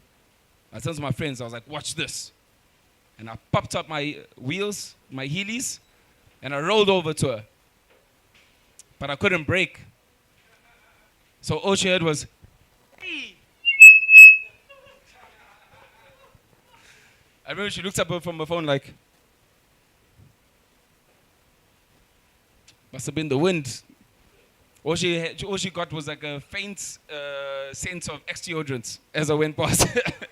You guys want to have ex-deodorant growing up? Yeah. So anyway, let me ask this question as well. Anyone here own a smartwatch, wear a smartwatch? No? Good, because fuck smartwatches. I hate smartwatches. The problem with smartwatches that I don't understand why you would allow yourself to be humiliated having a smartwatch. Because my problem with smartwatches is that how you can get messages through your watch. You know, like WhatsApps and stuff. You know how they pop up in your watch? Because like you can avoid your phone, but your watch, eventually you're going to read something you don't want to see. So imagine you get a breakup text through your smartwatch. Let me paint a picture for you. Imagine one day you mind your own business, walking down the street. Last time you checked, someone out there still loves you. And then someone asks you for the time. Hey, bro, do you have the time? Yeah, sure, no problem, bro.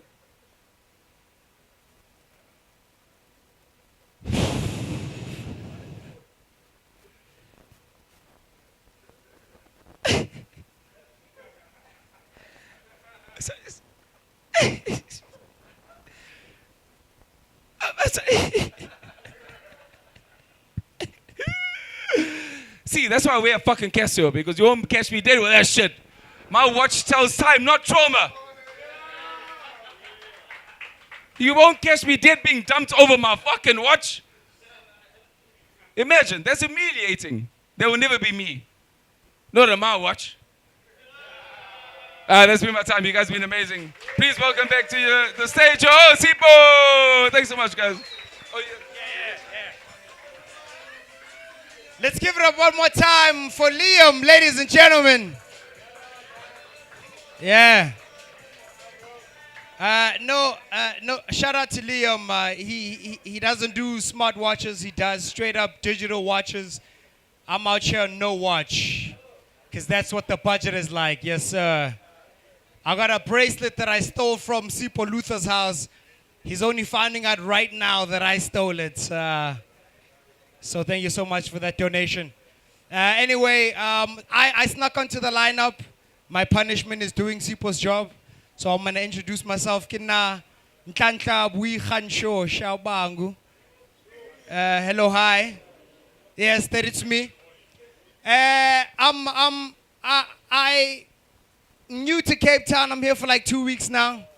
I was in Centurion. That's in Gauteng. We have white people there too, so it's not like I'm uncomfortable now that you guys are here. It's just weird that some of you guys speak German now, so now I'm confused. But it's cool. I'm adjusting. I spent a lot of time there at that multiracial high school.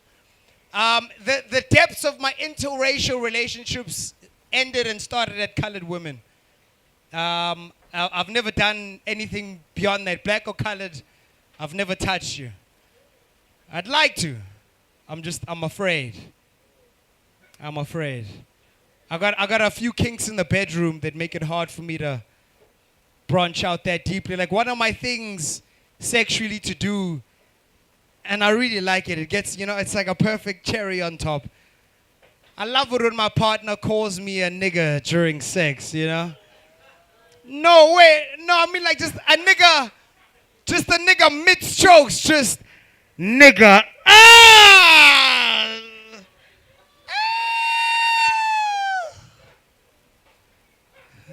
I love it so much. I wish I didn't, bro. It was because at first it started with black women, so it was fine.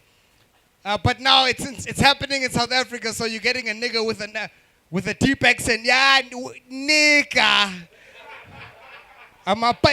Damn shit, I'm about, yes, nigga. And then I only realized it was becoming a problem when my colored ex said it to me, and I started laughing. I don't know. To this day, I can't explain it. I don't know if you ever had sex and started laughing in your partner's face. I wouldn't recommend it. But that's when I realized. That's why I haven't, dated white or Indian women. Because I don't know how I'd feel if it came from them, Like, what if I liked it too much? This white woman looking me in the eyes. Yeah, oh, yeah, nigger,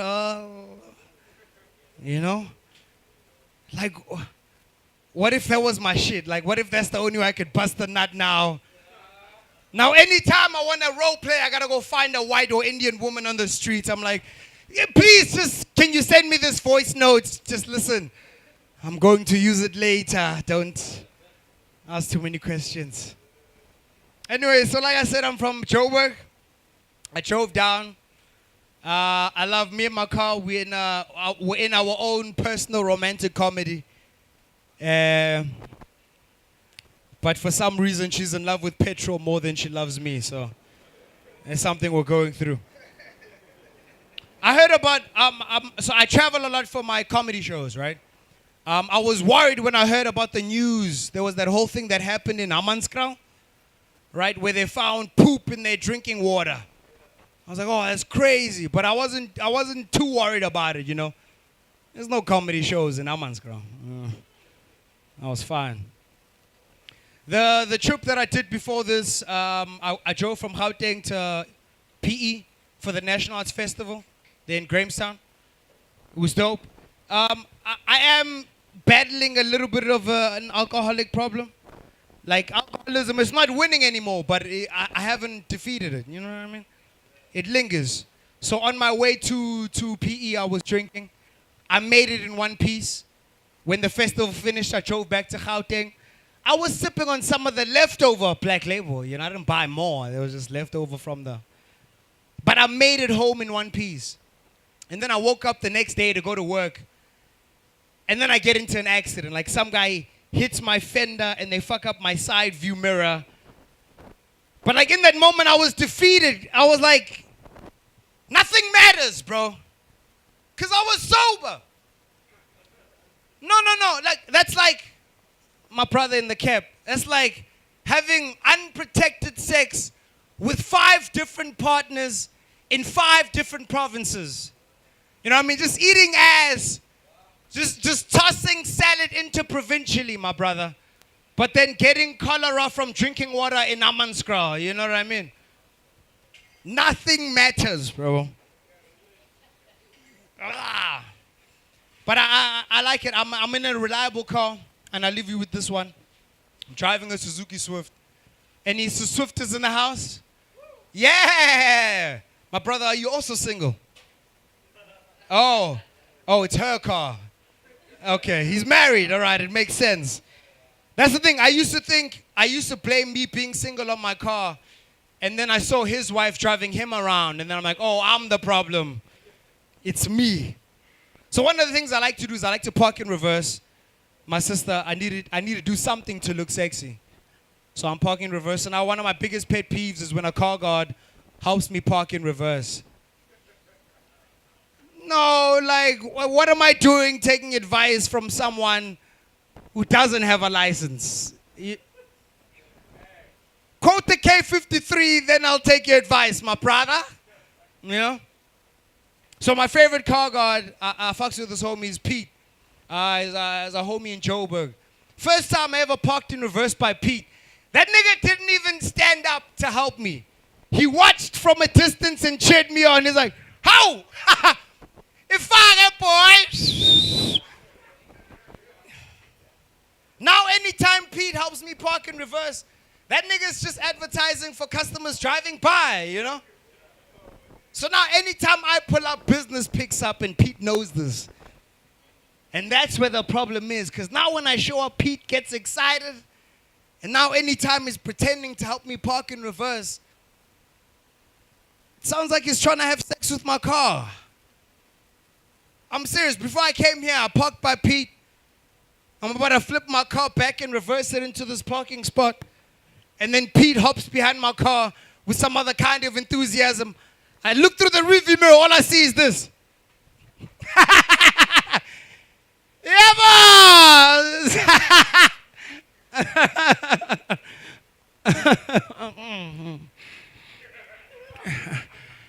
Whoa, so... Whoa, so... Ungasab! Whoa, so... Whoa, so... Whoa! Mana.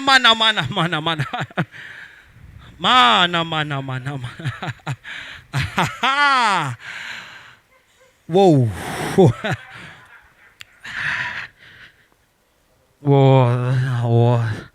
Whoa, yeah, man! Yes! So pagile!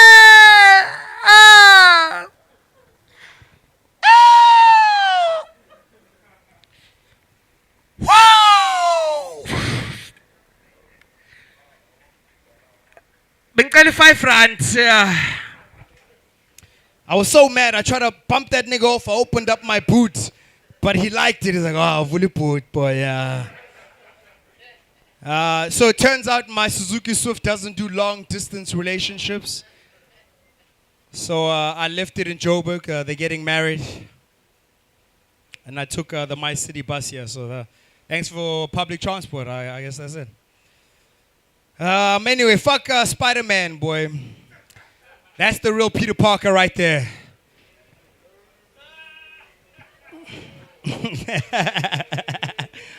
All right, thank you. That's been my time. Should I welcome on your host for the next act for the evening? the penultimate act, the one, the only. Give him some love, make some noise for Charo!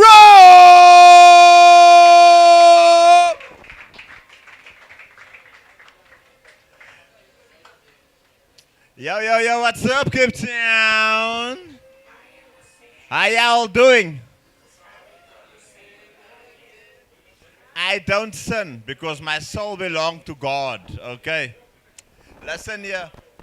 I am so glad. I am so glad that Liam came up on the stage right here and he said that that is his friend. Because I'm totally tired of infidelity now already, guys, man. You know? Like, infidelity, I just can't deal with that shit anymore. Hey, hello, how you doing, lady? I'm fine. When I look at you, I just want to say, God damn! Like, hey! God have blessed you, eh? That is such a beautiful thing, man. I love women. I love women. And I don't even feel guilty about the fact that I love women. All right? Now, this other day in my community chat, they said that there's a senile lady walking around in my area. Okay? And she don't know where she lives or where she's from. And I was like, I really hope that this lady find a family and that they can keep her safe. But also on the other hand, I thought to myself, you know what? If this lady must come to my house, no? If this senile lady must come to my house and she say, I don't know who I am or where I'm from, I'm definitely telling her that me and she is married for 10 years already. I'll tell her, what? Where have you been all the time? Do you know that me and you are married for 10 years already? Come inside, come. I ran a nice warm bath and supper's already, baby. All right? And me and this senile woman, we will spend the evening and I will make up for all the nights that I have slept alone. All right? And when it comes to the morning, and she still don't know who she is and where she's from, I'm telling her that me and she is divorced already for 10 years and that she lives in a shelter, and then I drop her at the police station.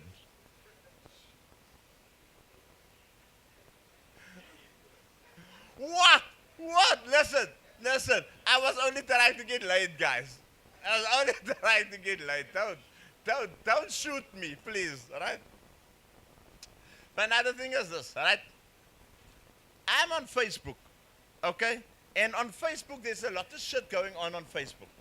So one of my homegirls, very close friend of mine, she was going to be on a comedy lineup because she was going to perform her first comedy set. And that was such a big thing for our friendship because I'm a comedian and I'm bringing her in. So for me to have her under my wing is a beautiful thing, right?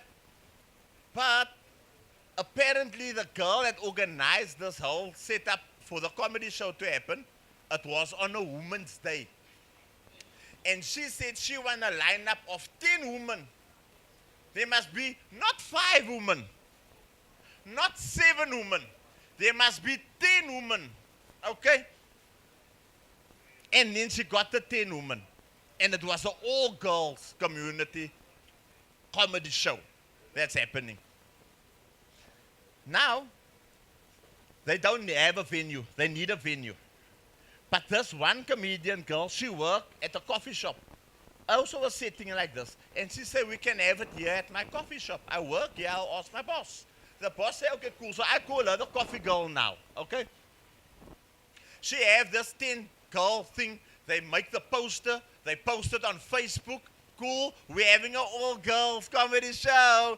Yeah, please, girls. Everybody come. I asked, what's the show's name?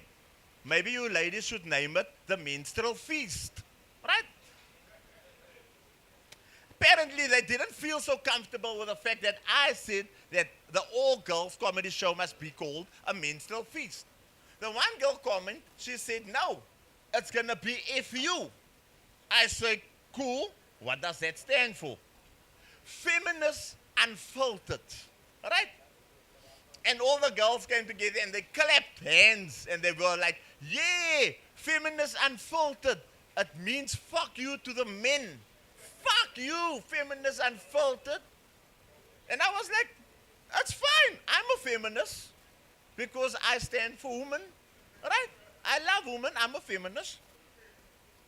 I fully agree with this name of this comedy show. But now the thing is this. I knew for a fact that that is never going to work. Because this is 10 women in one comedy show that they have planned 2 months ahead of time. The first month is 10 periods. The second month is 10 periods. So that is 20 periods combined. Woo! Obviously, nothing is going to work out with that. I mean, women is very emotional, especially when it comes to the period section, right? The first month went past, right? I was waiting. I was waiting for those feminists unfolded. I was like, yeah, the period is going to fuck this shit up for you. Let me watch this shit going down. Nothing happened. The girls was all fine, right? The second month came. Second month. It's the 20th period, guys. 2 months. Woo! There the shit starts. The one girl decided that she will start meddling in the other girl's relationship. Right? The coffee girl of the venue. Meddling in the other girl's relationship.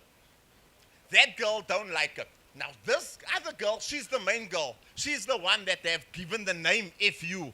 Feminist Unfiltered. All the other girls were supporting it 2 months ago, 20 periods ago, right? She didn't like the fact that that girl is meddling in her relationship. Then there was a nuclear bomb happening in that little community between that 10 women. Hey, I tell you guys, it was nothing to write home about, all right?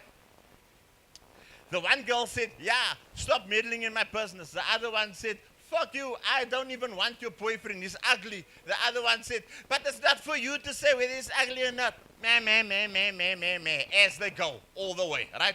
Then the one said, fuck this show, I don't want to have nothing to do with this show, okay?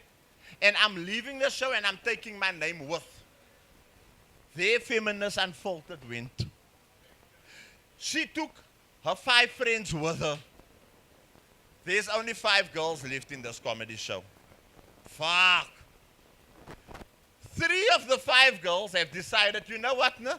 I've already built a bond with the other girls. So I'm also not going to stand in this comedy show because I don't want to be involved in this kind of, how can I say, politics and beef and problems happening, right?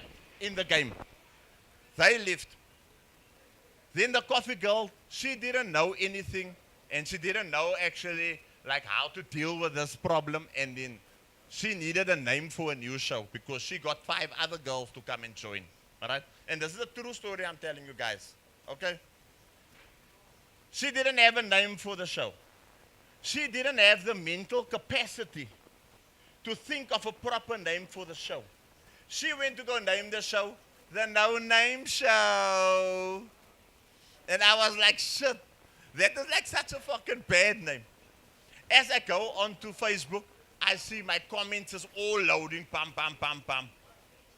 Within that 10 group of girls, there was a feminist terrorist. Now let me break it down to you guys who do not understand what the feminist terrorist is, okay? It's that female woman who think that they have power over everyone else. Even their parents, okay?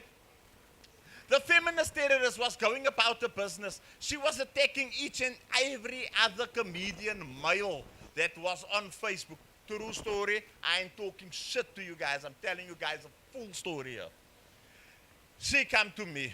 She say, how dare you call the show a menstrual feast? You have a brain of a peanut. I don't say nothing back, because I don't want to offend no woman, and I'm not arguing with women, okay, ever, not even on Facebook, right?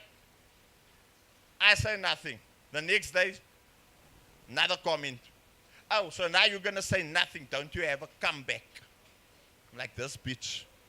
Now she's in the sea. I come in. Of course, I don't ever come back because I'm a man. But you obviously ever come back. No. Shoot on your back. Listen, I didn't want to do this shit. I really didn't want to do this shit. She was asking for this shit, okay? She said, how dare you say that? You obviously have a small penis. Now, I don't know why feminists always feel that they have to go directly to a man's crouch area to insult a man, okay? It's not like God has come and God said, Gabriel, come over here. And then Gabriel was like, what the fuck does he want now again? Who did he make pregnant now again? God said, look at this beautiful creation I made here. Gabriel asked, what is this? He said, it's a penis. Gabriel asked, what does this penis do? Like this is at the beginning when God made man, right? What does this penis do? Then God said, it satisfies women and it makes them come 10 times a night. That is how feminists act. What happened when they created the penis? No, it doesn't. The penis isn't here for your fucking orgasmic propaganda, lady. The penis is here for procreation so that we can create more life and have this whole world going. That is why the penis is here. So this feminist terrorist who was attacking my penis, she was just going at me all the time, man. And I thought to myself, you know what? I'm just going to lay back, man. But then eventually I saw the post of the new name for the show. The show's name is most now the No Name Show, all right? Do you guys know what I think would have been a perfect show? A perfect name for that show of 10 women in one show. Do you guys know what I think the perfect name would have been? The Menstrual Feast. Come on, man. Fuck you, so then. I see 1, 2, 3, 4, 5, 6 extremely beautiful ladies sitting in the audience here amongst a bunch of bitches. Don't you guys think that the Menstrual Feast would have been a nice name? Oh, fuck, that joke fucking died here tonight. That's fine. But I don't deserve it. I don't deserve a laugh, really, man. You know?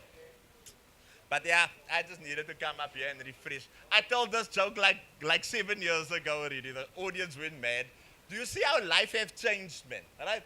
That time feminism wasn't so strong yet. Feminism is extremely strong these days. But I'm a feminist, and I will always stand up for women. But I want women to understand. You don't stand up for me, please. You sit the fuck down because you're the reason why there's a lot of fucking war going on in this world. And you're the reason why I have no fucking money in the bank, bitch. That's my time, ladies and gentlemen. Thank you very much. Underground motherfucking comedy happening right here at Obscene Parrot. Love you all. Yo. One more time for Jerome. Because he is going through the most, goddamn. Give some energy. Lord, forgive me indeed. That was a menstrual feast indeed. That was a lot. Is everyone good? Is everyone good over here? Is everyone good? Alec, you good back there? Did you experience that? That was a lot coming at your way. You experienced that too? You good over there? Ladies, are you good? I promise you a 10-woman band called No Name sounds perfect to me. Not involved. The thing said here at Obscene Parrot, it's free, and because I do enjoy freedom of speech, I'm not gonna stop a nigga that's that tall, and he's colored, and you know, there's only one race that black people are afraid of on the planet, and it's colored people. We're petrified of colored people. I want everyone to know colored, it's the one thing white people and black people actually we can relate on. We're all petrified of colored people. So when he says things, I just say, you have 5 more minutes with a bitch-ass voice in my throat. So these are the things. But everything said here at Obscene Parrot is not... It is, actually, it is. It's said here, and it's got nothing to do with me. But I want to say that was fucking hilarious at the same time. Okay. But, okay. So, guys, this last act that's coming through. My sister, my lady, my boo, my darling, Soko, my boo. I'm loving that you're talking to Soko. Soko's my big brother. I love that. But this next comedian coming through is the godfather of the game, actually. He's the guy that gave me the mic for the first time. You're going to love the hell out of him. And my queen, you can talk to him afterwards. Trust me, you're going to love the conversation. And once he starts speaking, so get all the words out now because you're not going to get a chance after that. For everyone else, Piggy, you ready for this? Ladies, you ready for this? This is the godfather himself. Yo, comedians in the back. Yo. Yvonne. Shut the fuck up or come inside. Thank you, boys. Okay. For everyone else, my lady Taffy. That's not the white boy you want. I would focus in the back. I would focus in the back over there. That leather jacket smells like apartheid. It has a strong whiff of this came from my grandfather. Like a strong whiff of my domestic son made this. You know what I mean? Like it's got a intense whiff of that. That's why all the guilt was on stage. I'm a cameraman for the ANC. I know Julius Malema's name. I mean, like, that's... So if you're going to go for a white boy, I would go for it. Alec, that nigga looks like he was definitely dating a black woman.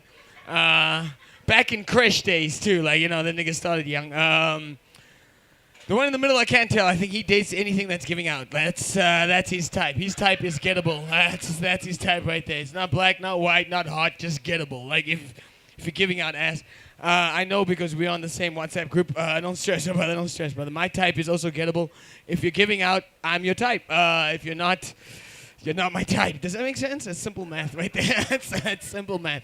My type is gettable. Okay. Biggie, are you still focusing over here? Ladies, are you sure you want nothing else? No lemonade, no iced tea. Are you typing backwards? Are you Gen Zs like that now? You can type on the other side of the phone. You guys are incredible creatures. Okay. My lady, can you start the clap for our final act? For everyone in here, I promise you this is the godfather himself. King, start it back there. Ladies and gentlemen, one of my favorites ever. King Kosanati, Maki!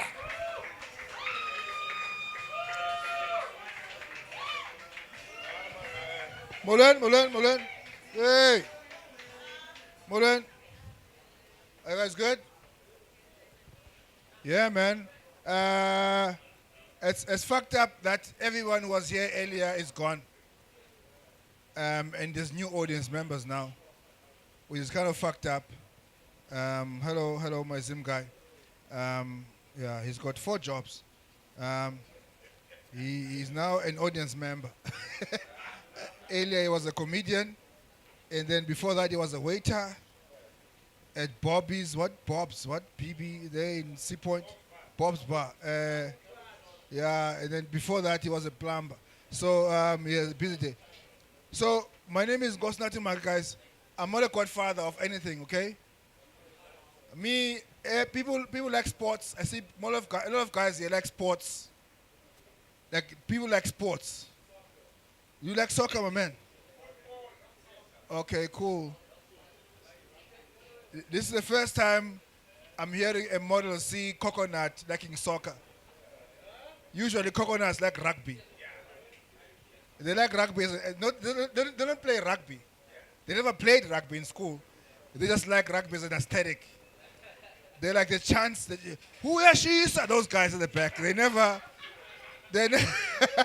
the guys playing the rugby. They're always like the guys there at the back of the stands, fucking shouting noises, being cool as fuck. Yeah. So it's kind of fucked up when you try to tell jokes and the people who are trying to tell jokes to are not fucking listening. It feels like, when you have like I'm a professional scomola. Scomola is masturbation professional. That's who I am. I'm a master at that shit. No one beats me at masturbating. We used to have competitions when I was a kid. We used to, as boys, do that shit a lot. I'm sorry, ladies. It happen. You don't do that with your friends.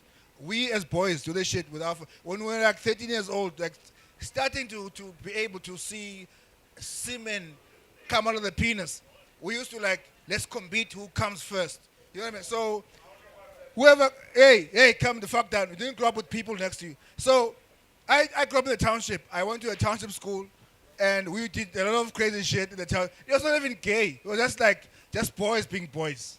We didn't know it was gay until now. Now I'm like, fuck, I had a gay experience when I was 12. The whole time in my fucking teen, I was fucking gay. I didn't know that shit.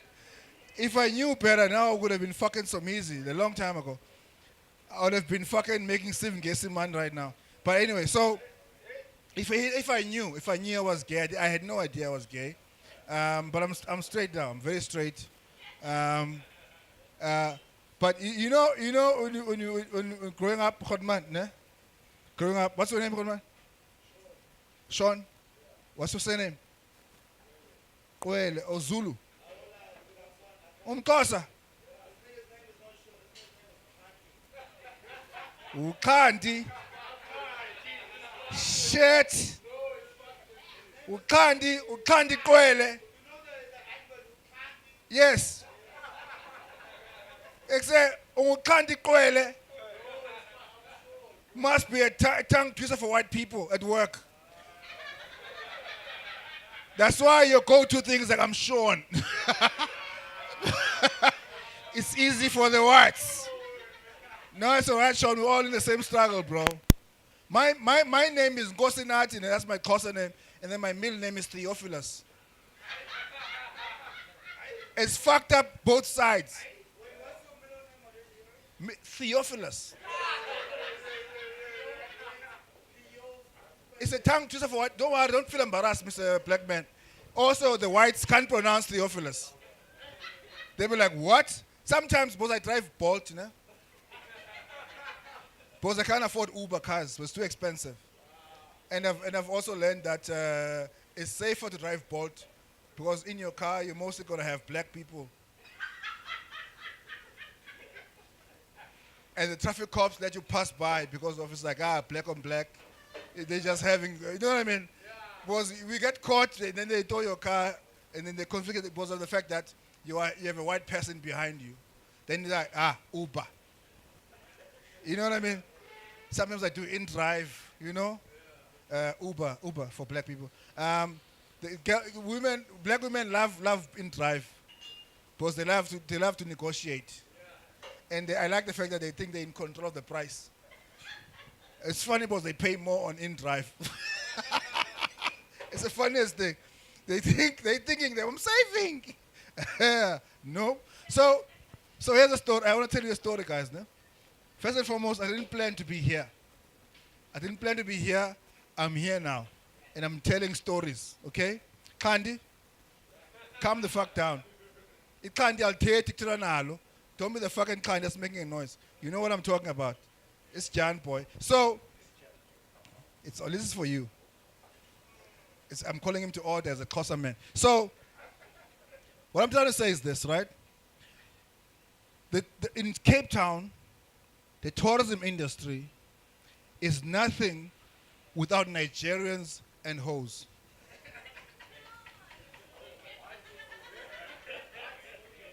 Nigerians and hoes. Calm down. All these fucking B&Bs, hotels, the nightclubs are not, the whole entertainment industry is nothing without Nigerians and hoes. Mind the fact that I didn't say Congolese people. Okay? Let me reiterate and say, it's nothing without Nigerian men and Xhosa hoes, right? In Cape Town. So, because I drive Bolt, right? Well, let me just be, okay, let me be honest with this thing, Bolt thing, before I move on. I tried to get an Uber vehicle. FNB said no. They said I'm too overcommitted. I said, I fucking want the I-10, bro. What the fuck? It's a fucking I-10. It's got 0 safety ratings. It's like fucking without a condom. You never know. You know what I mean? One accident, hey. And now you are coughing in the clinic. Matron, help me. So, what I'm saying is this, right? The going rate, overnight rate with the hoes and the Nigerians is 1.5. Now, that's the beginner level. Those are Kailicha bitches. Now, I'm telling you a true story. This is a true story. Pay attention, okay? I mean, I went because of my kid goes to a private school, right? So now because of my kid is friends with white children, obviously, right? Because he's the only black person there. So now I get to be friends with other white dads. So now we have a ritual every Wednesday morning, like today. We went to swim. We go to swim. I can't swim. That's why I put my son in swimming when he was 3. I'm like, whoever drowns between the two of us, I trust you, motherfucker, to save my ass. Because he knows the strokes. Me, I don't know. I do this thing called skakamf. I figure it out at the water. Like, I found myself out. I try to swim against the stream, but somehow I'm moving backwards. I don't know what the fuck. Anyway, I go swimming every Wednesday, sister. This is a true story. Every Wednesday I go swimming. 5 a.m. in the morning, I go swimming with white people at the fucking Thames Bay beach. It's cold as fuck. Right? Every day I look at my penis. I'm like, every morning, I'm like, every Wednesday morning, like, my penis is gone. Because the water is too cold. Usually it's bigger than that. It's embarrassing. Now, even today, it hasn't come back yet. So, maybe tomorrow it will come back. I don't know. But the thing is, because I'm important, I'm a broke-ass motherfucker, right? So, we done the swimming, we did it, whatever the fuck. They were like, they're going to work, going to fetch deck, whatever. I don't stay with my baby mama, so she takes the kid to school. They married, me, I'm not. I'm just, some of them have got drivers also, right? Not Anki, what? No. The thing about black people is like we take our children, we entrust a ex-offender. This nigga is an ex-criminal. He's a retired criminal. Or like he must drive our children now. He's safe. He's got fucking all. Hey, this guy has been in and out of prison all his life. Now he can drive. He's fine. We can trust him with our children. Anyway, I come out of the fucking sea, right? We go fucking do the things. Also, I enjoy the swimming because I enjoy when white people try to save me when I'm drowning. I drown like every Wednesday. Tempting my ancestors. See if I'm going to become a Sangoma. You know what I mean? I can't be broke all my life. Anyway, so. But what if I drown there and then the Sangomas, the ancestors want me in the sea? You know what I mean? Then I come back 6 months later. Anyway, so. As a fully grown Sangoma. What? Fully fledged. Anyway, then I charge you $400 for a consultation. Fuck you. Because I was never initiated by them. I was initiated by the original motherfuckers in the water. I've met mermaids myself. Anyway, so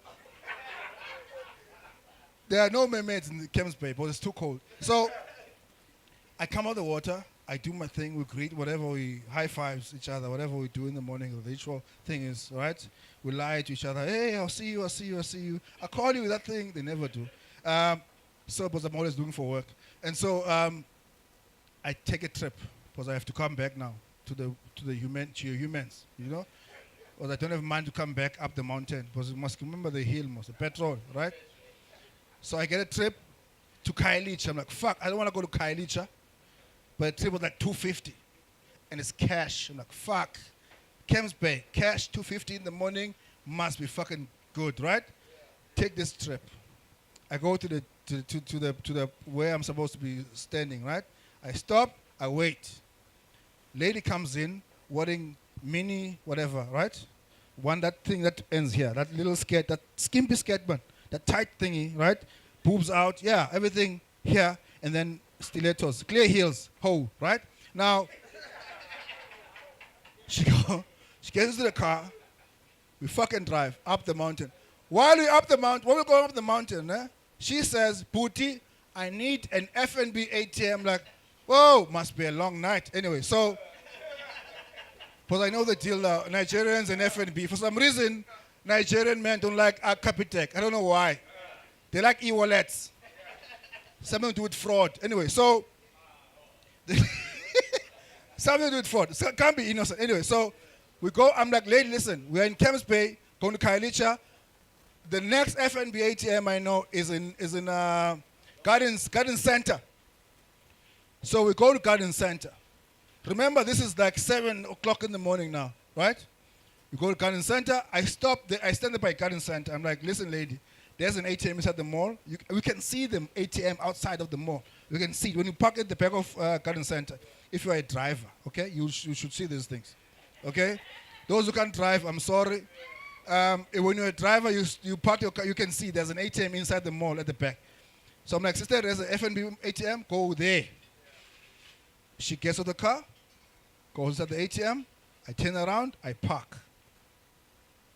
4 minutes later, maybe 3 minutes, it comes back. Booty, Booty, please come help me. She can't do bed at the ATM. So now, remember this, I just came from there, which means I have bare feet, wearing shorts and a vest. Now I look like I'm the motherfucker who paid this bitch last night. Now we're at the ATM together, struggling to get the money out, while people are coming inside the fucking mall. Now other people want to draw money, was the 25th? This is last month, 25th, right? So it means people have been paid, so now they have to fucking get the money out of the ATM. Now there's a line. Now it's me and this woman who's wearing long whatever and a weave, and me and my bare feet nigga shorts. Now I look like we just had a night together. Now the security comes to me and I'm like, hey, man, what's going on here? Why are you not?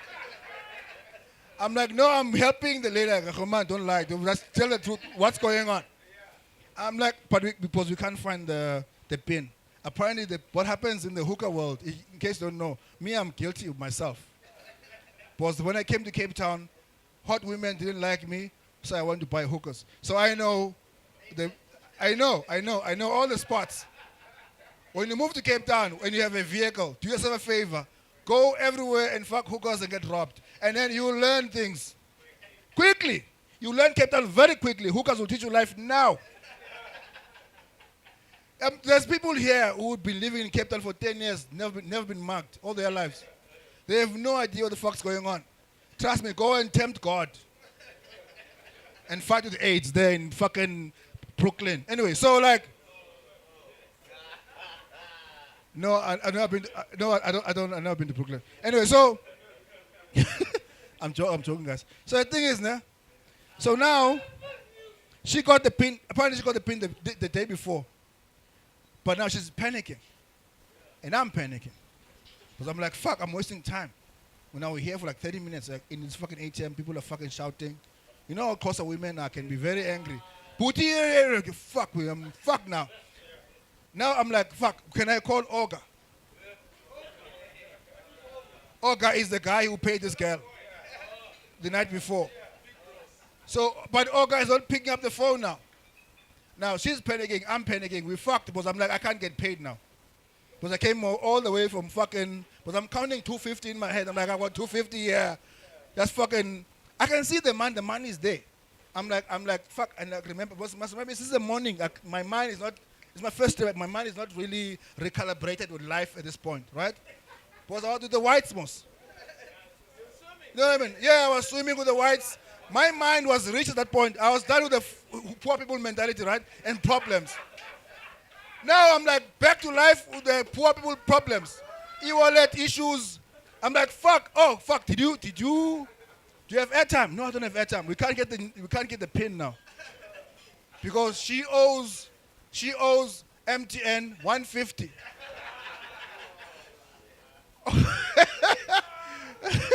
She borrowed airtime from MTN for 150. Now she can't fucking pay it back. She can't get the pin back because MTN is like, no, you cannot qualify for this shit. And Olga is not picking up his fucking phone. Now, all guy has my number. I'm panicking now. This is a fucking random Nigerian with a fucking number, 023 fucking number, longest fucking number, 25 numbers. I don't even know where this motherfucker is from, but I know he's Nigerian. Fuck. Now, I'm panicking. She's panicking. Anyway, so I'm like, okay, listen, we have a problem now because people are going to fight it with us. Let's fucking get out and go look for another ATM. Now, we're on a what? An excursion. Looking for the 1.5 that Olga paid her. So I can get my 250. We are still in town. We are still going to Kailicha. And it's been an hour now. Go to the next ATM. ATM is not working. We end up going to Clove Street. There's an ATM in Clove Street, by Long Street, before you get to, by the robots. There's by the corner. Yeah, by McDonald's, yeah. There's an ATM there, right? We go try this random pin. I don't know where the fuck you got the pin back. Where did you get the pin? No, and then, listen to this. She called her friend or via WhatsApp, then asked for a pin from her friend. I think she was a referral. She's new to the game. She's very new. He's very fresh to the game. He has no idea what the fuck's going on. I know what the fuck's going on. She has no idea what's going on. The friend sends her her pin from the previous fucking night. Not the pin that we're supposed to use here. The pin from the previous payment from her friend. Now she's giving this random fucking number. I press the fucking number. ATM's like, nah, we're gonna block this shit if you try it one more time. I'm like, fuck. And I remember like, oh, fuck, yeah. Actually, God paid you, man, 1.5. How about you buy airtime from this 1.5? Yeah? And then she's like, but I'm gonna lose, man. I'm like, hey, we don't have a choice. Do you want no money or not? So then we paid. I bought from her phone, I bought 150 airtime. And then we did a new number. And then we did the things. I took my 250. She asked to pee. I fucked off. So, dude, it was an hour, dog. Too much. That's too much, bro. All I'm saying, guys, with this long story, all I'm saying is this. Life in Cape Town is non-existent without Nigerians. Okay? And hoes. Okay? Uber is busy now. Also, I know, I've learned that NSFAS has paid people today. That means students are rich now. Students are fucking rich. Look at these two niggas. 2 weeks back when they were poor, they had white bitches here. Now they're rich, they got honeys now. They had fucking German bitches last week. They were poor that time. But the German bitches are paying the bill. Now they got their own man, I guess, keeping some honeys here. We know they know these ones are not true. They're also students. You can see them. But they go to Vega, these ones. Or after. No NSFAS there. Just hunger pains and Caesar cigarettes. I've been through Cape Town all my life, dog. I've been living in the suburbs. I know things, bro. I know things. But I want to say this. I have a dream, guys. I have a dream. I have a fucking dream, guys. My dream is not a permanent. It's not like a long-term thing, but it's part of my bucket list things I want to do. I want to have a threesome with a Congolese man. Hey, calm the fuck down. Calm the fuck down. I'm not going to fuck the Congolese man. There's going to be a female in the situation. It's a threesome. It's two men, me and a Congolese guy, and a female. Hey, it's me and a fucking Congolese guy. Fuck you. Okay, calm down. So, it's very important, guys. Very important information. Hey, calm down. Calm down. Calm down. No, wait, because Congolese men are the most intriguing people I've met in my life. Because Congolese men have no patience. No, they do have patience when they are speaking French. You never seen a Congolese man angry in French. When they're speaking French to French people, they'll be like, hey, bonjour, bonjour, bonjour. Bonjour, quoi, bonjour, bonjour.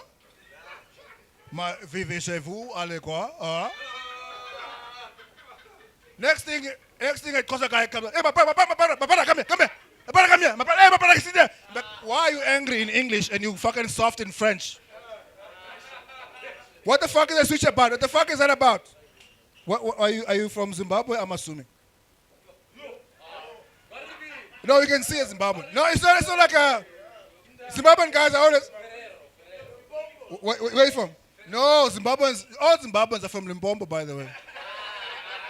Like I know I met a Zimbabwean from fucking Zimbabwe, like in Chimanimani. It's either they're from fucking what's the main Bulawayo or Harare. Never Chimanimani or Bujumbura, where cars can't go. You know what I mean? Like that's why they have to hijack 4x4 in South Africa so they can get to Chimanimani. Where you from, Zimgai? Harare. Where you from? I'm from Limpopo. Fuck you. I know Limpopo people will also eat masonja, but like, fuck, man. Anyway, I like to masturbate. Never mind. So, and the thing about, no, but people, listen. Guys, listen. Listen, there's a thing about masturbation that's good. Because I know too much good is bad. It's like drugs. You know, you take too much of cocaine, next thing you know, you're in the streets talking about Jesus and writing X. You're out there like, Luther, what happened? Like, hey, they sold me Vim. They sold me Vim. They mixed with red poison. I thought it was cocaine. I just smoked that shit. It was 1 a.m. Now I lost my mind. You know what I mean? This is too much. But there's something good about masturbation. There's something good. Like I was angry about to kill somebody, and then I went home, and then a thought came to my mind. Bust a nut. Because I was looking for solutions. You know when you're about to kill somebody, there's moments in your life when I'm gonna kill this motherfucker, even if it's a manager.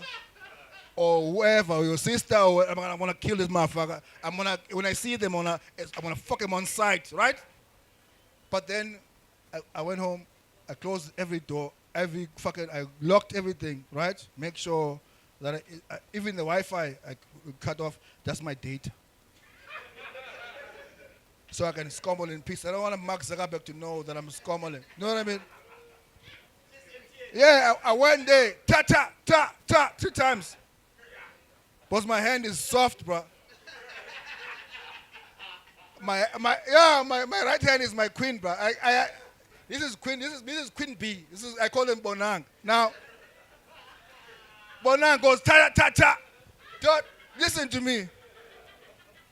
Whoever I was angry at, I called them to apologize. And then I went on Uber to make more money. So, because I was never going to go on trip. I was never going to go. Anyway, yeah, I think that's the... There's a cat here. There's a cat that's missing, by the way, behind you, my brother. Behind you. There's a poster there with a cat missing. I'm going to tell you a story. Okay? This is my last one. I'm going to go, guys. Yeah? I am dating a white woman at this point in time. What? Yes, I am. Don't relax.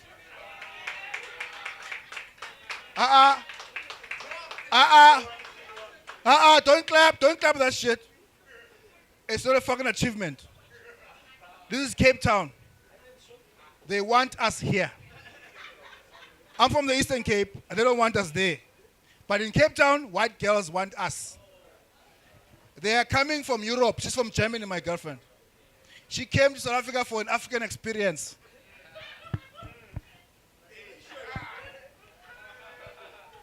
Right? Now, but no one tells us how expensive it is dating a white woman. It's not, listen, I'm not saying black women, sister, I'm not saying black women are not expensive. All women are expensive, okay? But white women have cultural shifts like mural expenses. Like I can't explain. Like they're into yoga. Like real yoga. Like black women have got yoga mats, but they never use the mats. They're somewhere at the back gathering dust. They got it from work function. There's yoga mats, activation by Virgin Active. It happens, right? Do you know what they're into? What they're into? What women? They're into gluten-free products. Do you know what's gluten? It's fuck all. So, in the expense, I looked around and I saw an opportunity, guys. Because I live in an observatory. I saw an opportunity, guys. White people love cats. White people love cats so much when they lose their cats, they make a poster with a picture of the cat and a simple instruction. If you've seen Cat Stevens, please call Juan or Anne-Marie. That's an Afrikaans gay couple. On 074 44 80 80 19. My favorite part, the reward. The reward observatory minimum 500. My rent here in observatory is 4.5. So now, I steal cats. Usually I steal 4 cats. It's Easter's coming up now, no? So I'm saving up for Easter. Because my girlfriend has told me she wants gluten-free pickled fish. There's no gluten in fish. But she's white, she wants this thing. And it's sold at Woolworths, it's expensive. So usually I steal 4 cats. So Easter is coming up now. Last week I stole 5 cats. The 5th cat got sick. I took the cat to the veterinarian. Yes, but the white guy, veterinarian. He's judging me like I can't even say veterinarian, man. I don't give a fuck. It's a veterinarian. Say Kakambile right now. Exactly. Can't say Kakambile. You're judging me here for saying veterinary, fucking veterinary. Only veterinarians are the only profession who can say what they do. Like I'm a doctor, like I'm a nurse, like except for veterinarians. I'm a vet. Fuck you. Say the thing. What do you do? They can't even say what they do. A vet. What the fuck is that? Vet. Fuck you, American soldier, motherfucker. Anyway, thank you guys for that little ear that you gave me. Hopefully, in the future, you will buy me beer after the show. Anyway, good night. One more time for Nkosinati Maki. Give us some energy, guys. Come on. My gosh. Guys, I just want to say a couple things before we end. First of all, veterinarian. It's veterinarian. There's a couple R's in there, and it ends with an N. There's not that many T's, but I just want to say at the bottom of my heart, truly, truly, truly want to appreciate all of you guys for coming here. Yo, Yin Yang Twins. Yo, midnight and daytime. Can you guys calm down over here? Before and after, can you guys just relax over here? Thank you guys so much for coming through. Slay Queens, thank you for coming through. Soko, good to have you here. Fucking Michael Bolton, thank you so much for adding to the hits, brother. Alec, why didn't you confess? I know you've dated nothing but black women for the last 10 years. Why didn't you confess, brother? I can see it in your eyes. Okay, my man, I like that. That's a top shelf. Top shelf used to be a reporter, saves black women right there, back over there. My favorite couple over there. Brother, you're Congolese, and you allowed the statements about Congolese niggas being bound. You're cool with that. You're cool. You let it slide. Because I do want to say, though, Congolese niggas are the first people to adopt the colored accent out of all the Africans. Every single one of them. Zimbabweans have lived here since 1962, and they still don't know a word of Afrikaans. Can you speak Afrikaans right now? Soko. Not even a goeiemorgen, huh? Nothing out of your mouth. Okay. For everyone else, guys, see you again next week. Ladies, if you need any money, these niggas are paid today and today only. So this is the best time to grab the iron while it's hot. If you see any comedian, don't ask them for a drink. They don't know how they're getting home. But if you see anyone else, ask them for a drink. See if you can get something out of it. I think the Indian guy, I think he has a job. The rest of us, I'm going to Milnerton to get my bills paid after this. I'm working on the main road, so if anyone wants to help me out, this goes for ladies and guys. I need a strong man to look after me too. So it's an open call. But for everyone else, open call. I love you all. Thank you so much. I'll see you guys next week. DJ, play that shit. I love you all. Stay safe, baby. Also, please, if you can help out any comedian, they do need a beer. They need a hand job too and a job. So if you have a CV and a hand job available, please help us out. Ladies, that goes for you too. We voted for equality. There's no reason you can't give us hand jobs and CVs also. It doesn't make sense. Yeah, good to have you all. DJ?